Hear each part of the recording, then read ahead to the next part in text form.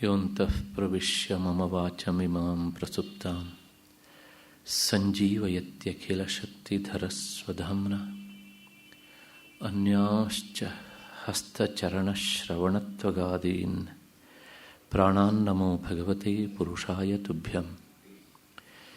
ಯಾ ವರ್ಣಪದವಾಕ್ಯಾರ್ಥಗದ್ಯಪದ್ಯಸ್ವರೂಪಿಣಿ ವಾಚಿ ನರ್ತಯತು ಕ್ಷಿಪ್ರಂ ಮೇಧಾಂ ದೇವಿ ಸರಸ್ವತಿ. ಸರ್ವವೇದಾಂತ ಸಿದ್ಧಾಂತ ಗೋಚರಂ ತಮಗೋಚರಂ ಗೋವಿಂದಂ ಪರಮಾನಂದಂ ಸದ್ಗುರುಂ ಪ್ರಣತೋಸ್ಮ್ಯಹಂ. ಶ್ರುತಿಸ್ಮೃತಿಪುರಾಣಾನಾಂ ಆಲಯಂ ಕರುಣಾಲಯಂ ನಮಾಮಿ ಭಗವತ್ಪಾದಂ ಶಂಕರಂ ಲೋಕಶಂಕರಂ. ನಮಸ್ತಸ್ಮೈ ಭಗವತೆ ಶಂಕರಾಚಾರ್ಯರೂಪಿಣೆ ಯೇನ ವೇದಾಂತವಿದ್ಯೇಯಂ ಉದ್ಧೃತಾ ವೇದಸಾಗರಾತ್. ಸದಾತ್ಮಧ್ಯಾನನಿರತಂ ವಿಷಯೇಭ್ಯಃ ಪರಾಂಗುಖಂ ನೌಮಿ ಶಾಸ್ತ್ರೇಷು ನಿಷ್ಣಾತಂ ಚಂದ್ರಶೇಖರ ಭಾರತೀಂ. ನನ್ನ ವೇದಾಂತ ಬಂಧುಗಳೇ ಹಾಗೂ ಈ ಕಾರ್ಯಕ್ರಮದ ದತ್ತಿ ಪ್ರಾಯೋಜಕರಂಥ ಎಲ್ಲ ಹಿರಿಯ ಶ್ರೋತೃಗಳೇ ಮತ್ತು ಎಲ್ಲ ಹಿರಿಯರೇ, ನನ್ನ ಮತ್ತು ನಿಮ್ಮೆಲ್ಲರ ಹೃದಯ ಮಂದಿರವನ್ನು ಬೆಳಗ್ತಾ ಇರುವಂತಹ, ಬುದ್ಧಿಯನ್ನು ಪ್ರಚೋದಿಸ್ತಾ ಇರುವಂತಹ ಆ ಮಹಾಚೈತನ್ಯಕ್ಕೆ ಅನಂತ ಪ್ರಣಾಮಗಳನ್ನು ಸಲ್ಲಿಸ್ತಾ ಇವತ್ತಿನ ಚಿಂತನೆಗೆ ಮುಂದಾಗ್ತಾ ಇದ್ದೇನೆ. ನಿನ್ನೆ ದಿವಸ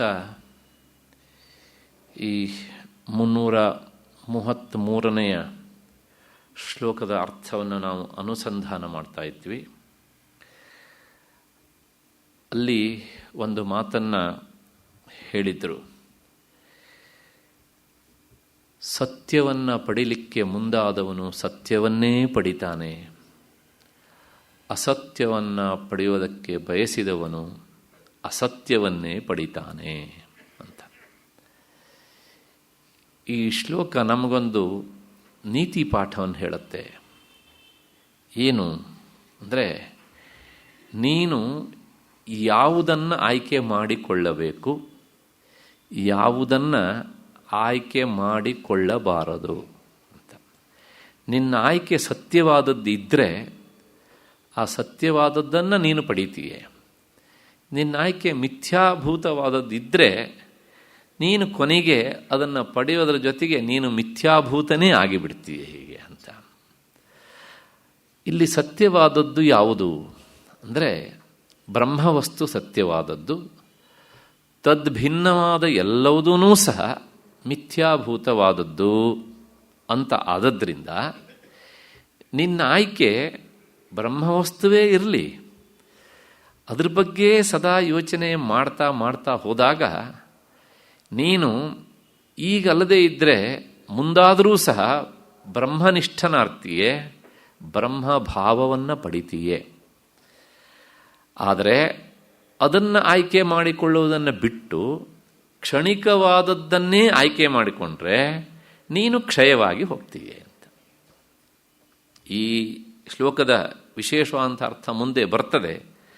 ಭ್ರಮರಕೀಟ ನ್ಯಾಯದ ಒಂದು ಹಿನ್ನೆಲೆಯಲ್ಲಿ ನಾವು ಅಲ್ಲಿ ಅದನ್ನು ನೋಡ್ತೇವೆ ಮತ್ತೆ ವಿಶೇಷವಾಗಿ.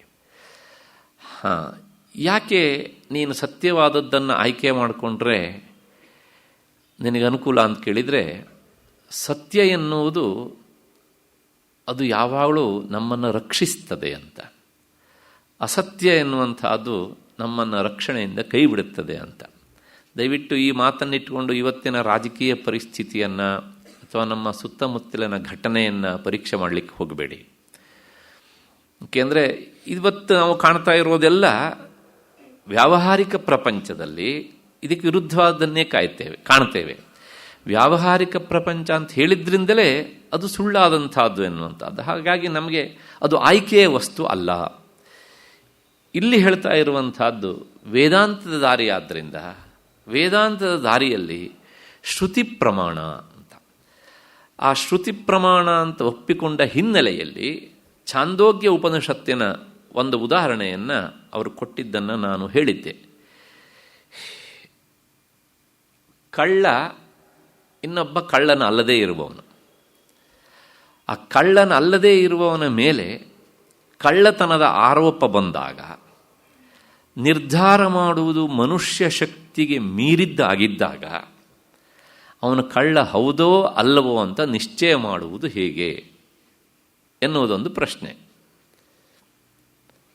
ಅಂತಹ ಸಂದರ್ಭದಲ್ಲಿ ನಮ್ಮ ವೇದಯುಗದಲ್ಲಿ ಆಯ್ಕೆ ಮಾಡಿಕೊಂಡಂಥ ಕ್ರಮ ಏನು ಅಂದರೆ ದಿವ್ಯ ಎನ್ನುವಂಥ ಒಂದು ಪದ್ಧತಿ ಇತ್ತು ಅಂತ ನಾನು ಹೇಳಿದೆ. ದಿವ್ಯ ಅಂದರೆ ಡಿವೈನ್, ದೇವತಾ ಸಂಬಂಧವಾದಂತಹ ಶೋಧನೆ ಅಂತ ಅರ್ಥ ಅದಕ್ಕೆ. ಹಾಗಾಗಿ ಈ ಕಳ್ಳನ ಅಲ್ಲದೇ ಇರುವವನು ಮತ್ತು ಕಳ್ಳತನ ಮಾಡಿದವರು ಇವರಿಬ್ಬರಲ್ಲಿ ಇಬ್ಬರು ಹೇಳ್ತಿದ್ದಾರೆ ನಾ ಕಳ್ಳತನ ಮಾಡಲಿಲ್ಲ ಅಂತ. ಆದರೆ ಒಬ್ಬ ಕಳ್ಳತನ ಮಾಡಿದ್ದಾನೆ, ಅವನನ್ನು ಪತ್ತೆ ಹಚ್ಚಬೇಕು. ಕಳ್ಳತನ ಮಾಡದೇ ಇರುವವನ್ನ ಆ ಶಿಕ್ಷೆಯಿಂದ ಬಿಡುಗಡೆ ಮಾಡಬೇಕು.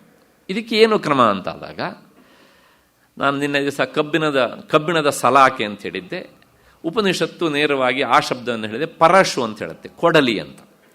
ಆ ಕೊಡಲಿಯನ್ನು ಬೆಂಕಿಗೆ ಹಾಕಿ ಕಾಯಿಸಿ ಇಬ್ಬರತ್ರ ಸಹ ಹೇಳಬೇಕು ನಾನು ಕಳ್ಳತನ ಮಾಡಲಿಲ್ಲ ಅಂತ ಹೇಳಿ ಮುಟ್ಟಬೇಕು. ಈಗ ನೋಡಿ, ನಿರ್ಧಾರ ಮನುಷ್ಯರ ಕೈಯಲ್ಲಿಲ್ಲ, ಅವನ ಸತ್ಯವನ್ನೇ ಅವಲಂಬಿಸಿಕೊಂಡಿರುತ್ತೆ. ಯಾವನು ಕಳ್ಳತನವನ್ನು ನಿಜವಾಗಿಯೂ ಮಾಡಲಿಲ್ವೋ ಅವನು ತಾನು ಕಳ್ಳತನ ಮಾಡಲಿಲ್ಲ ಅಂತ ಹೇಳಿ ಮುಟ್ಟಿದಾಗ ಅವನ ಕೈ ಸುಡೋದಿಲ್ಲ ಅಂತ. ಕಳ್ಳತನ ಮಾಡಿಯೂ ತಾನು ಕಳ್ಳತನ ಮಾಡಲಿಲ್ಲ ಅಂತ ಅವನು ಹೇಳ್ತಾನೋ ಅವನು ಅದನ್ನು ಮುಟ್ಟಿದಾಗ ಕೈ ಸುಡತ್ತೆ ಅಂತ. ಹಾಗಾಗಿ ಸತ್ಯವನ್ನೇ ಆಯ್ಕೆ ಮಾಡಿಕೊಂಡವನನ್ನು ಎಂತಹ ಸಂಕಟ ಪರಿಸ್ಥಿತಿಯಲ್ಲೂ ಅವನು ನೆಚ್ಚಿಕೊಂಡ ಸತ್ಯ ಕೈ ಬಿಡುವುದಿಲ್ಲ. ಅಸತ್ಯವನ್ನು ಆಯ್ಕೆ ಮಾಡಿಕೊಂಡವನನ್ನು ಅಸತ್ಯ ಕೈ ಬಿಟ್ಟು ಬಿಡ್ತದೆ ಅಂತ. ಹಾಗಾಗಿ ಇದನ್ನೆಲ್ಲ ಪ್ರತಿಪಾದನೆ ಮಾಡೋದಕ್ಕೆ ಅಂತಲೇ ನಮ್ಮ ರಾಮಾಯಣ ಮಹಾಭಾರತ ಗ್ರಂಥಗಳೆಲ್ಲ ಇದಕ್ಕೆ ಸಂಬಂಧಪಟ್ಟಂಥ ಪೂರಕ ಕಥೆಗಳು ಬರ್ತವೆ. ವೇದ ಯುಗದಲ್ಲಿ ಇಂಥದ್ದು ಇತ್ತು, ಮತ್ತು ಅದಾದಮೇಲೆ ಮುಂದಿನ ಯುಗದಲ್ಲೂ ಕೆಲವು ಕಾಲದಲ್ಲಿ ಇತ್ತು. ಪ್ರಾಯಶಃ ಕಲಿಯುಗದಲ್ಲಿ ಇಂಥ ವ್ಯವಸ್ಥೆ ಅದು ಕ್ಷೀಣವಾಗಿ ಹೋಗಿದೆ. ಅಷ್ಟು ಹಿನ್ನೆಲೆಯಲ್ಲಿ ಸತ್ಯವಾದದ್ದನ್ನು ಆಯ್ಕೆ ಮಾಡಿಕೋ, ನೀನು ಮೇಲಕ್ಕೆ ಬರ್ತೀಯ, ನಿನ್ನ ರಕ್ಷಣೆ ಆಗತ್ತೆ. ಅಸತ್ಯವಾದದ್ದನ್ನು ಆಯ್ಕೆ ಮಾಡಿಕೊಂಡ್ರೆ ನೀನು ಪತಿತನಾಗ್ತೀಯೇ, ನೀನು ಅದರಿಂದ ಜಾರ್ತೀಯೇ, ಅಸತ್ಯ ನಿನ್ನನ್ನು ರಕ್ಷಿಸುವುದಿಲ್ಲ ಅಂತ. ಅದಕ್ಕೋಸ್ಕರಲೇ ನೋಡಿ, ನಿಮಗೆ ಗೊತ್ತು ಪ್ರಾಯಶಃ ನಮ್ಮ ಕರೆನ್ಸಿಯಲ್ಲಿ ಯಾವಾಗಲೂ ಇರುತ್ತೆ ಸತ್ಯಮೇವ ಜಯತೆ ಅಂತ. ಇದನ್ನು ನೋಡಿದಾಗ ನಮಗೆ ಕೆಲವು ಸಲ ಸುಳ್ಳು ಅಂತ ಅನಿಸುತ್ತೆ. ಉದಾಹರಣೆಗೆ ಮಹಾಭಾರತದ ಘಟನೆ ಅಲ್ವಾ, ಪಾಂಡವರು ಅವರು ನಾಡಿನಲ್ಲಿ ಇದ್ದರು, ಆದರೆ ಕಾಡಿನಲ್ಲಿ 12 ವರ್ಷ ಮತ್ತು 1 ವರ್ಷ ಅಜ್ಞಾತವಾಸ, ಸದಾ ಸತ್ಯವನ್ನೇ ನೆಚ್ಚಿಕೊಂಡು ಬಂದವರು. ಹಾಗೆ ನಳನ ಜೀವನದ ಕಥೆಯನ್ನು ನಾವು ನೋಡ್ತೇವೆ, ಹರಿಶ್ಚಂದ್ರನ ಜೀವನದ ಕಥೆಯನ್ನು ನೋಡ್ತೇವೆ. ಉಪನಿಷತ್ತಿನ ಈ ಮಾತಿಗೆ ಅರ್ಥವನ್ನು ಹೇಳೋದಕ್ಕೆ ಬಂದಂಥ ಕಥೆಗಳು. ಅಲ್ಟಿಮೇಟ್ ಆಗಿ ಅಂತಿಮವಾಗಿ ಜಯ ಸಿಗುವುದು ಯಾವುದಕ್ಕೆ? ಸತ್ಯಕ್ಕೆ ಅನ್ನೋದನ್ನು ಆ ಮಾತು ಹೇಳುತ್ತೆ. ಅದನ್ನು ವ್ಯಾಖ್ಯಾನ ರೂಪದಲ್ಲಿ ಹೇಳೋದಕ್ಕೆ ಈ ಎಲ್ಲ ಕಥೆಗಳು. ಹಾಗಾಗಿ ಈ ಎಲ್ಲ ಕಥೆಗಳು ಕಥೆಗಾಗಿ ಕಥೆಯಲ್ಲ, ಉಪನಿಷತ್ತಿನ ಈ ವಾಕ್ಯವನ್ನು ಸಮರ್ಥಿಸುವುದಕ್ಕಾಗಿ ಒಂದು ಕಥೆ. ಹಾಗಾಗಿ ಏನಾಯಿತು ನೋಡಿ, ಮಹಾಭಾರತದ ಪಾಂಡವರ ಜೀವನದಲ್ಲಿ ಧರ್ಮರಾಜ ಈ ದೇಶದ ರಾಜನಾಗುವ ಸುಮಾರು 72 ವರ್ಷ ಅವನಿಗೆ. ನಮ್ಮ ದುರ್ದಯ ಯಾವಾಗಲೂ ಹಾಗೆ, ನಮ್ಮಲ್ಲಿ ಸಾಮಾನ್ಯವಾಗಿ ಅದಕ್ಕೂ ಸಣ್ಣ ವಯಸ್ಸಿನಲ್ಲಿ ಆ ಸ್ಥಾನಕ್ಕೆ ಹೋಗೋದು ಇಲ್ಲವೇ ಇಲ್ಲ. ಯಾಕೆಂದರೆ ಆ ಕಾಲದಿಂದ ಅದು ಬಂದುಬಿಟ್ಟಿದೆ ಹೀಗೆ ಅಂತ. ಭಾಳ ನಮ್ಮ ಈವರೆಗೆ ಆದ ಪ್ರಧಾನಮಂತ್ರಿಗಳಲ್ಲಿ 70+ ಅವರೇ ಜಾಸ್ತಿ. ಹಾಗಾಗಿ ಯಾಕೆಂದರೆ ಆ ಕಾಲದಲ್ಲೇ ಆದದ್ದು ಹೇಗೆ ಅಂತ. ಅಂದರೆ ಒಬ್ಬ ಉತ್ತಮ ರಾಜನನ್ನು ನಾವು ಪಡಿಬೇಕು ಅಂತಾದರೆ ಅಷ್ಟು ವರ್ಷ ಕಾಯಬೇಕು. ಅದು ನಮ್ಮ ದುರ್ದೈವ, ನಮ್ಮ ಹಣೆ ಬರಹದಿಗೆ ಅಂತ. ಕೊನೆಗೇನಾಯಿತು ಕೇಳಿದರೆ ಅವನು ಹತಾಶನಾಗಿದ್ದ, ಬೇಡ ಅಂತ. ಕೊನೆಗೆ ಯುದ್ಧ ನಿರ್ಧಾರ ಆಯಿತು. ಯುದ್ಧ ನಿರ್ಧಾರ ಆದಾಗ ಪಾಂಡವರಿಗೆ ಜಯವಾಯಿತು. ಅಂದರೆ ಪಾಂಡವರು ಸತ್ಯದ ಪ್ರತೀಕ ಅಲ್ಲಿ. ಹಾಗಾಗಿ ಸತ್ಯಕ್ಕೆ ಗೆಲುವಾಯಿತು. ಮತ್ತೆ ಸುಮಾರು 30 ವರ್ಷಗಳ ಕಾಲ ಧರ್ಮರಾಜ ಈ ದೇಶದಲ್ಲಿ ಧರ್ಮನಿಷ್ಠನಾಗಿ ರಾಜ್ಯಭಾರವನ್ನು ಮಾಡಿದ. ಹಾಗೆ ನಳನ ಕಥೆಯನ್ನು ನೋಡ್ತೇವೆ. ಹರಿಶ್ಚಂದ್ರನ ಕಥೆ ಗೊತ್ತು ನಿಮಗೆ. ಪಡಬಾರದಂಥ ಬರ್ಬರ ಪರಿಸ್ಥಿತಿಯನ್ನು ಎದುರಿಸಿದ್ದಾನೆ. ಆದರೆ ಸತ್ಯಾನ್ನ ಪ್ರಮದಿತವ್ಯಂ, ನಾನು ಸತ್ಯವನ್ನು ಮೀರಿ ನಡೆಯೋದಿಲ್ಲ. ಯಾಕೆಂದರೆ ಅದು ಅತ್ಯಂತ ದೊಡ್ಡದು. ಸತ್ಯ ಬೇರೆ ಅಲ್ಲ, ಬ್ರಹ್ಮವಸ್ತು ಬೇರೆ ಅಲ್ಲ. ಅದಕ್ಕೋಸ್ಕರ ಕೊನೆಗೆ ಮತ್ಪುನಃ ಹರಿಶ್ಚಂದ್ರ ವಿಶ್ವಾಮಿತ್ರ ಮತ್ತು ವಸಿಷ್ಠರ ಈ ಆಟದ ದಾಳವಾಗಿ ಆ ದಾಳ ಪಳಪಳ ಅಂತ ಹೊಳೀತು. ಹರಿಶ್ಚಂದ್ರ ನೇರವಾಗಿ ಮತ್ತೆ ಪುನಃ ತನ್ನ ಸ್ಥಾನದಲ್ಲಿ ಪ್ರತಿಷ್ಠಿತನಾದ. ಹಾಗಾಗಿ ಸತ್ಯವನ್ನು ಆಯ್ಕೆ ಮಾಡಿಕೊಂಡವನಿಗೆ ಖಂಡಿತವಾಗಿಯೂ ಮೊದಲು ಒಂದಿಷ್ಟು ಕಷ್ಟ ಬರಬಹುದು. ಆದರೆ ಅದು ಸಹ್ಯ. ಅದನ್ನು ಸಹಿಸಿ ಮುಂದಕ್ಕೆ ಹೋದಾಗ ಆ ಸತ್ಯಕ್ಕೆ ಗೆಲುವು ಎನ್ನುವಂತಹದ್ದು ಉಪನಿಷತ್ತಿನ ಮಾತು. ಛಾಂದೋಗ್ಯದ 6ನೇ ಅಧ್ಯಾಯದಲ್ಲಿ ಬಂದಂತಹ ಈ ಮಾತಿಗೆ ಭಗವತ್ಪಾದರು ಇಷ್ಟು ವಿವರಣೆಯನ್ನು ಅಲ್ಲಲ್ಲಿ ಕೊಟ್ಟ ಹಿನ್ನೆಲೆಯಲ್ಲಿ ಕೆಲವು ತುಣುಕನ್ನು ನಿಮ್ಮ ಮುಂದೆ ನಿನ್ನೆ ದಿವಸ ಇಟ್ಟಿದ್ದೆ. ಅದಕ್ಕೆ ಸ್ವಲ್ಪ ವಿವರಣೆ ಬೇಕು ಅಂತ ಹೇಳಿ ಇವತ್ತು ಸ್ವಲ್ಪ ಸೇರಿಸಿದ್ದೇನೆ.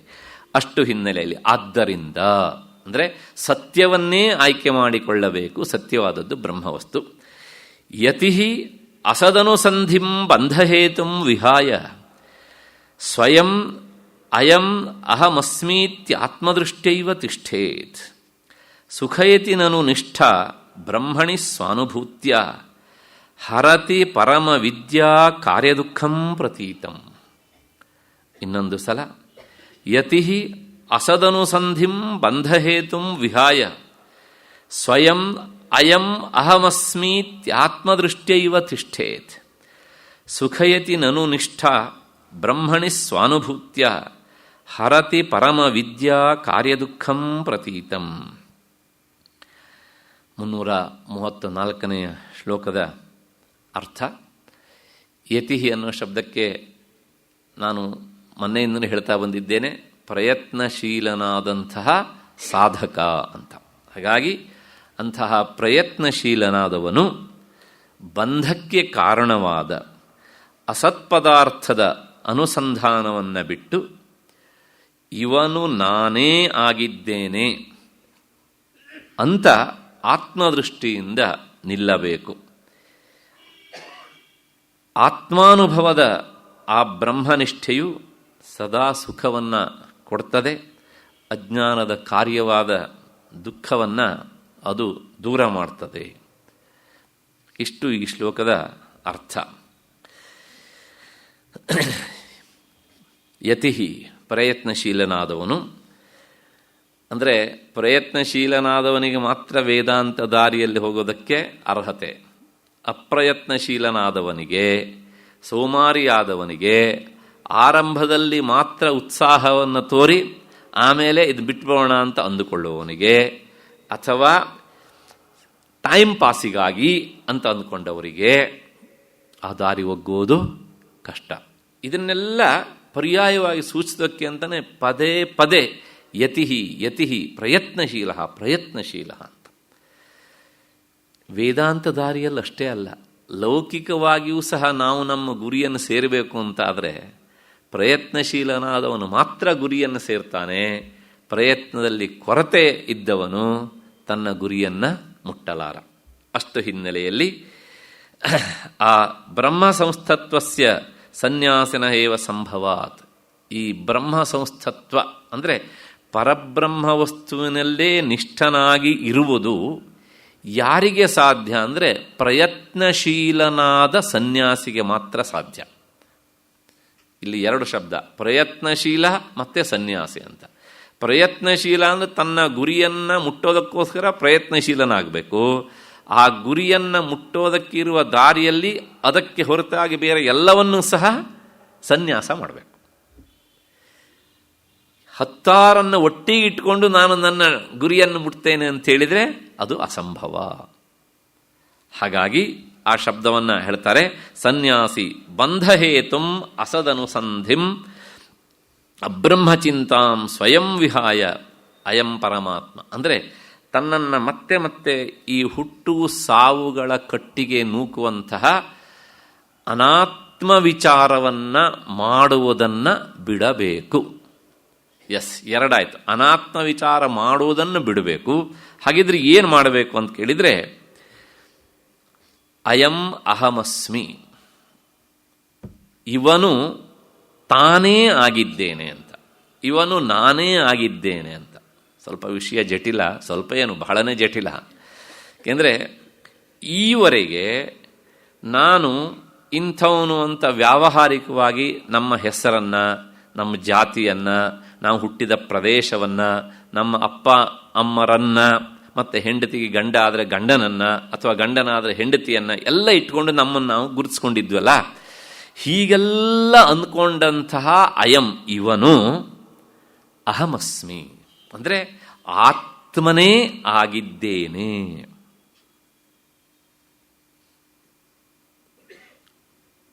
ಇಷ್ಟು ದಿನಗಳ ಕಾಲ ನಾನು ಏನೆಲ್ಲ ಅಂದ್ಕೊಂಡಿದ್ನೋ ಅದು ಯಾವುದೂ ನನ್ನ ನಿಜವಾದ ಸ್ವರೂಪ ಅಲ್ಲ, ನಾನು ಆತ್ಮಸ್ವರೂಪನಾಗಿದ್ದೇನೆ. ಅಯಮಹಮಸ್ಮಿ ಅಂತ. ಇದೊಂದು ಜೀವಬ್ರಹ್ಮ ಐಕ್ಯವನ್ನು ಬೋಧಿಸುವಂತಹ ಮಹಾವಾಕ್ಯ ಇದ್ದ ಹಾಗೇನೆ ಈ ಶ್ಲೋಕದಲ್ಲಿ ಬರುವಂತಹದ್ದು. ಅಯಮಹಮಸ್ಮಿ, ಇವನು ನಾನಾಗಿದ್ದೇನೆ ಅಂತ. ಅಲ್ಲಿ ಏನು ಹೇಳ್ದಂಗಾಯ್ತು, ಆ ಇವನು ಅಂತ ಹೇಳುವಂತಹದ್ದು ಈವರೆಗೆ ವ್ಯಾವಹಾರಿಕವಾಗಿ ನನ್ನನ್ನು ನಾನು ಏನೆಲ್ಲ ಅಂದ್ಕೊಂಡಿದ್ನೋ ಅದು ಯಾವುದೂ ನನ್ನ ಸ್ವರೂಪ ಅಲ್ಲ. ಹಾಗಿದ್ರೆ ನಾನೇ ಆಗಿದ್ದೇನೆ ಅಂದರೆ ತಾನೇ ಆಗಿದ್ದೇನೆ ಅನ್ನೋದ್ರ ಮೂಲಕ ನಾನು ಶುದ್ಧ ಚೈತನ್ಯ ಸ್ವರೂಪ ಆಗಿದ್ದೇನೆ ಅಂತ ಅಂದುಕೊಳ್ಳುವುದಷ್ಟೇ ಅಲ್ಲ, ಹಾಗೇನೆ ನಿರಂತರ ಧ್ಯಾನ ಮಾಡ್ತಾ ಇರಬೇಕು ಅಂತ. ನಾನು ಹಿಂದೆ ಹೇಳಿದ್ದೆ, ಈ ಧ್ಯಾನದಲ್ಲಿ ಸಾಮಾನ್ಯವಾಗಿ ಪ್ರಧಾನವಾಗಿ ಎರಡು ಭೇದಗಳು. ಒಂದು, ವಸ್ತುವನ್ನು ಹೊರಗೆ ಇರಿಸಿಕೊಂಡು ಧ್ಯಾನ ಮಾಡುವುದು ಬಾಹ್ಯ ಧ್ಯಾನ. ಅದನ್ನು ತೆಗೆದುಹಾಕಿ ನಮ್ಮ ಚಿಂತನೆಯನ್ನು, ಆತ್ಮಚಿಂತನೆಯನ್ನು ಮಾಡುವುದು ಅದು ಅಂತರಂಗ ಧ್ಯಾನ. ನಮಗೆ ಏನಾಗಿದೆ ಅಂದರೆ ಇವತ್ತು ಬಹಳಷ್ಟು ಜನರಿಗೆ ಸಾಮಾನ್ಯವಾಗಿ ಧ್ಯಾನ ಹೇಳಿಕೊಡುವವರೂ ಸಹ ಹಾಗೇನೆ ಮಾಡ್ತಾರೆ, ಸ್ವಲ್ಪ ಹೆಚ್ಚು ಕಡಿಮೆ. ಯಾವುದೋ ಒಂದು ಇಷ್ಟ ದೇವತೆಯ ಭಾವಚಿತ್ರವನ್ನಿಟ್ಟುಕೊಂಡು ಅದನ್ನು ಧ್ಯಾನ ಮಾಡಿ ಅಂತ. ತಪ್ಪಲ್ಲ, ಆದರೆ ಇಲ್ಲೆಲ್ಲ ಏನಾಗುತ್ತೆ, ನಮ್ಮ ಮನಸ್ಸು ಹೊರಮುಖವಾಗಿಯೇ ಹೋಗ್ತಾ ಇರುತ್ತೆ. ರಾಮನ ವಿಗ್ರಹವನ್ನಿಟ್ಕೊಂಡು ಧ್ಯಾನ ಮಾಡಿದರೆ ಅದು ರಾಮಧ್ಯಾನ, ಕೃಷ್ಣನ ವಿಗ್ರಹವನ್ನಿಟ್ಕೊಂಡು ಧ್ಯಾನ ಮಾಡಿದರೆ ಅದು ಕೃಷ್ಣ ಧ್ಯಾನ, ಹಾಗೆ ಶಿವನ ವಿಗ್ರಹವನ್ನಿಟ್ಕೊಂಡು ಧ್ಯಾನ ಮಾಡಿದರೆ ಅದು ಶಿವಧ್ಯಾನ, ಜಗನ್ಮಾತೆಯ ಭಾವಚಿತ್ರವನ್ನಿಟ್ಕೊಂಡು ಧ್ಯಾನ ಮಾಡಿದರೆ ಅದು ಜಗನ್ಮಾತೆಯ ಧ್ಯಾನ. ಧ್ಯಾನವೇ ಹೌದು, ಆದರೆ ಈ ಎಲ್ಲ ಧ್ಯಾನದಲ್ಲಿ ಏನಾಗುತ್ತೆ ಕೇಳಿದರೆ ಮನಸ್ಸು ಹೊರಮುಖವಾಗಿ ಹೋಗ್ತಾ ಇರುತ್ತೆ. ಅದರ ಜೊತೆಗೆ ಅಷ್ಟೋ ಇಷ್ಟೋ ಸಂತೋಷ ಸಿಕ್ಕಿದ್ರೂ ಸಹ ಪೂರ್ತಿಯಾಗಿ ಏನು ಸಿಗಬೇಕು ಅದು ಸಿಗೋದಿಲ್ಲ. ಯಾಕೆ ಸಿಗೋದಿಲ್ಲ ಅಂತ ಕೇಳಿದರೆ, ಮನಸ್ಸು ಒಳಮುಖವಾದಾಗ ಸಿಗುವಷ್ಟು ಸಂತೋಷವನ್ನು ಅದು ಹೊರಮುಖವಾದಾಗ ಪಡೆದುಕೊಳ್ಳುವುದಿಲ್ಲ. 1,000 ಸಲ ಬೇಕಾದರೂ ಈ ಮಾತನ್ನು ಹೇಳಿಕೊಂಡು ನೀವು ಹೌದಲ್ಲ ಅಂತ ಪರೀಕ್ಷೆ ಮಾಡ್ಬೋದು. ಮನಸ್ಸು ಎಷ್ಟೆಷ್ಟು ಒಳಮುಖವಾಗುತ್ತೋ ಅಷ್ಟಷ್ಟು ಸಮಾಧಾನ ಪಡುತ್ತೆ. ಹೊರಮುಖವಾದಾಗ ಒಂದು ಸ್ವಲ್ಪ ಆಗತ್ತೆ, ಯಾಕೆಂದರೆ ಲೌಕಿಕ ವಿಷಯವನ್ನು ಚಿಂತನೆ ಮಾಡೋದಕ್ಕಿಂತಲೂ ಭಗವದ್ ವಿಚಾರ ಮಾಡಿದಾಗ ಒಂದಿಷ್ಟು ಸಮಾಧಾನ ಸಿಗತ್ತೆ. ಆದರೆ ಅದಕ್ಕಿಂತ ಹೆಚ್ಚು ಸಮಾಧಾನ ಸಿಗುವುದು ಮನಸ್ಸನ್ನು ಒಳಮುಖ ಮಾಡಿ ಎಲ್ಲವನ್ನೂ ಅಲ್ಲಗಳೆದು, ಅಂದರೆ ಈ ದೇಹ ಇಂದ್ರಿಯ ಮನಸ್ಸು ಎಲ್ಲವನ್ನೂ ಅಲ್ಲಗಳೆದು. ಹಾಗಿದ್ರೆ ಈ ಮನಸ್ಸಿಗೆ ವಿಚಾರ ಮಾಡ್ತಾ ಇದೆಯಲ್ಲ, ವಿಚಾರ ಮಾಡುವುದಕ್ಕೆ ಮೂಲಭೂತವಾದಂಥದ್ದು ಯಾವುದುಂಟೋ ಅದೇ ನನ್ನ ಸ್ವರೂಪ ಅಂತ ಚಿಂತನೆ ಮಾಡೋದುಂಟಲ್ಲ, ಅದು ಅತ್ಯಂತ ಪ್ರಶಸ್ತವಾದದ್ದು, ಅದು ಅತ್ಯಂತ ಪ್ರಸನ್ನತೆಯನ್ನು ಕೊಡುತ್ತದೆ. ಮತ್ತಷ್ಟೇ ಅಲ್ಲ, ಆಗಲೇ ಮನಸ್ಸು ಅಭ್ಯಾಸ ಆದಮೇಲೆ ನಾನು ಏನು ಪಡಿಬೇಕಿತ್ತೋ ಅದನ್ನು ಪಡಿತಾ ಇದ್ದೇನೆ ಅಂತ ಅಂದುಕೊಳ್ಳುತ್ತೆ. ಅಷ್ಟು ಹಿನ್ನೆಲೆಯಲ್ಲಿ ಅದನ್ನೇ ಹೇಳ್ತಾರೆ, ಸ್ವಸ್ವರೂಪ ಸ್ವಯಂ ಪ್ರಕಾಶ ಸದಾನಂದ ಅನುಭವೇನ ಸುಖಯತಿ. ಆಗ ಯತಿ ಸ್ವಸ್ವರೂಪ, ತನ್ನ ಸ್ವರೂಪ ಯಾವುದು ಅಂದರೆ, ಹಾಗೆ ತೀರಾ ಒಳಕ್ಕೆ ಹೋದಾಗ ಬಹಳ ಎತ್ತರದ ಮಾತು ಇದು, ತಾನು ಗಂಡೋ ಹೆಣ್ಣೋ ಎನ್ನುವಂತಹ ಭಾವ ಇರುವುದಿಲ್ಲ, ಅವನ ಜಾತಿ ನೆನಪಿಗೆ ಬರುವುದಿಲ್ಲ, ಕುಳಿತ ಜಾಗವೂ ನೆನಪಿಗೆ ಬರೋದಿಲ್ಲ. ಎಲ್ಲವನ್ನೂ ಮೀರಿ ಹೋದಂಥ ಸ್ಥಿತಿಯಲ್ಲಿ ಅವನಿಗೆ ಏನಾಗ್ತದೆ, ಸ್ವಯಂ ಪ್ರಕಾಶ ಸದಾನಂದಾನುಭವೇನ. ನಾನು ಸದಾ ಪ್ರಕಾಶ ಸ್ವರೂಪನಾದಂಥ ಆನಂದ ಸ್ವರೂಪನಾಗಿದ್ದೇನೆ ಎನ್ನುವ ಭಾವನೆ ಮತ್ತು ಅದರಿಂದ ಪುಂಖಾನುಪುಂಖವಾಗಿ ಸುಖ. ಇದು ಧ್ಯಾನದ ಸ್ಥಿತಿಯಲ್ಲೇ ಹೀಗೆ. ಇನ್ನು ಮುಂದಿನದು ಸಮಾಧಿಯ ಸ್ಥಿತಿ, ಅಲ್ಲಿ ಹಾಗಿರ್ಬೋದು ಹೀಗೆ ಅಂತ. ಹಾಗಾಗಿ ಪ್ರತೀತಂ ಪೂರ್ವಮನುಭೂತಂ ಅವಿದ್ಯಾ ಕಾರ್ಯದುಃಖಂ ಅಜ್ಞಾನ ತತ್ಕಾರ್ಯ ಪ್ರಯೋಜ್ಯ ದುಃಖಂ ವಾ. ಈವರೆಗೆ ನಾನು ಏನೆಲ್ಲ ಅನುಭವಿಸಿದ್ದೆನೋ ಹೊರಪ್ರಪಂಚದಿಂದ, ಇದೆಲ್ಲವುದೂ ಸಹ ನನಗೆ ಅಡ್ಡಿಯನ್ನು ತೊಂದರೆಯನ್ನು ಉಂಟು ಮಾಡುವಂಥದ್ದು ಎನ್ನುವಂಥ ಭಾವನೆ ದಿನದಿಂದ ದಿನಕ್ಕೆ ಗಟ್ಟಿಯಾಗ್ತಾ ಅವುಗಳಲ್ಲಿ ಅನಾಸಕ್ತಿ ಅನ್ನುವಂಥದ್ದು ಉಂಟಾಗುತ್ತೆ. ಕೊನೆಗೆ ಏನಾಗುತ್ತೆ ಕೇಳಿದರೆ, ಆ ಒಳಭಾವನೆ ಧ್ಯಾನದಿಂದ ಗಟ್ಟಿಯಾದಾಗ ಅವನಿಗೆ ಎಂತಹ ಸ್ಥಿತಿಯಲ್ಲೂ ಸಹ, ಅಂದರೆ ಅವನನ್ನು ಕಂಪಿಸಲಿಕ್ಕೆ ಯೋಗ್ಯವಾದಂತಹ ಶೋಕಮೋಹಗಳು ಉಂಟಾದಾಗಳೂ ಸಹ ಅವನು ಅದನ್ನು ತಡೆದು ನಿಲ್ಲಿಸಿಕೊಳ್ಳಬಲ್ಲ. ಶೋಕಂ ಆತ್ಮವಿದಿತಿ ಶ್ರುತೇ, ಅದನ್ನೇ ಉಪನಿಷತ್ತು ಹೇಳುತ್ತೆ. ಯತ್ರ ನಾಣ್ಯತ್ ಪಶ್ಯತಿ ಸ ಭೂಮ. ಎಲ್ಲಿ ತನ್ನ ಆತ್ಮಸ್ವರೂಪವನ್ನು ಬಿಟ್ಟು ಇನ್ನೊಂದನ್ನು ನೋಡುವುದಿಲ್ವೋ, ಅವನ ಅನುಭವಕ್ಕೆ ಬರುವುದಿಲ್ವೋ, ಅವನು ಭೂಮ ಅಂದರೆ ವಿಸ್ತೃತನಾಗ್ತಾನೆ, ಅಂದರೆ ವಿಶಾಲ ಆಗ್ತಾ ಹೋಗ್ತಾನೆ, ಎಲ್ಲ ಕಡೆಗೂ ತನ್ನ ಇರುವನ್ನೇ ಕಾಣ್ತಾನೆ. ಯೋ ವೈ ಭೂಮಾ ತತ್ ಸುಖಂ. ಯಾವುದು ಅತ್ಯಂತ ವಿಶಾಲವಾದದ್ದೋ ದೊಡ್ಡದೋ ಅದೇ ನಿಜವಾಗಿಯೂ ಸುಖವನ್ನು ಕೊಡುವಂತಹದ್ದು. ಅಲ್ಪವಾದದ್ದರಲ್ಲಿ ಸುಖ ಇಲ್ಲ, ಅತ್ಯಂತ ದೊಡ್ಡದಾದದ್ದರಲ್ಲಿ ಸುಖ ಇದೆ. ಆದರೆ ವ್ಯವಹಾರ ಇದಕ್ಕೆ ಪೂರ್ತಿ ವಿರುದ್ಧವಾದದ್ದನ್ನೇ ನಮಗೆ ಹೇಳುತ್ತೆ. ಅಂದರೆ ಎಷ್ಟರ ಮಟ್ಟಿಗೆ ನಾವು ಅತ್ಯಂತ ಕಡಿಮೆ ಜನ ಇದ್ದಷ್ಟು ನಾವು ಸುಖ ಪಡ್ತೇವೆ ಅಂತ.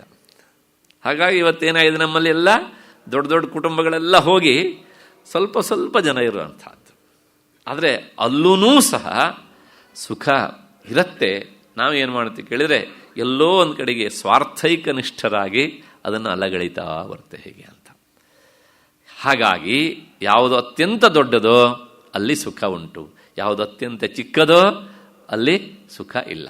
ಯಾವುದು ಅತ್ಯಂತ ದೊಡ್ಡದೋ ಅದು ಎಲ್ಲವನ್ನೂ ಜೀರ್ಣ ಮಾಡಿಕೊಳ್ಳುತ್ತೆ, ಯಾವುದು ಅತ್ಯಂತ ಚಿಕ್ಕದೋ ಅದು ಯಾವುದನ್ನೂ ಜೀರ್ಣ ಮಾಡಿಕೊಳ್ಳೋದಕ್ಕೆ ಸಮರ್ಥನಾಗುವುದಿಲ್ಲ. ಒಂದು ಸಣ್ಣ ಉದಾಹರಣೆ ಕೊಟ್ಬಿಡ್ತೇನೆ.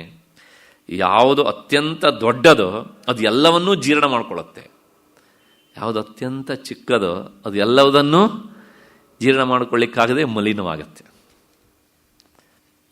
ಒಂದು ನದಿಯ ತೀರಕ್ಕೆ ಹೋಗ್ತೇವೆ ನಾವು, ಆ ನದಿ ಹರಿತಾ ಇರುತ್ತೆ, ಅದರ ಗಾತ್ರ ಅದರ ಪಾತ್ರ ಎಲ್ಲ ವಿಶಾಲವಾಗಿದೆ.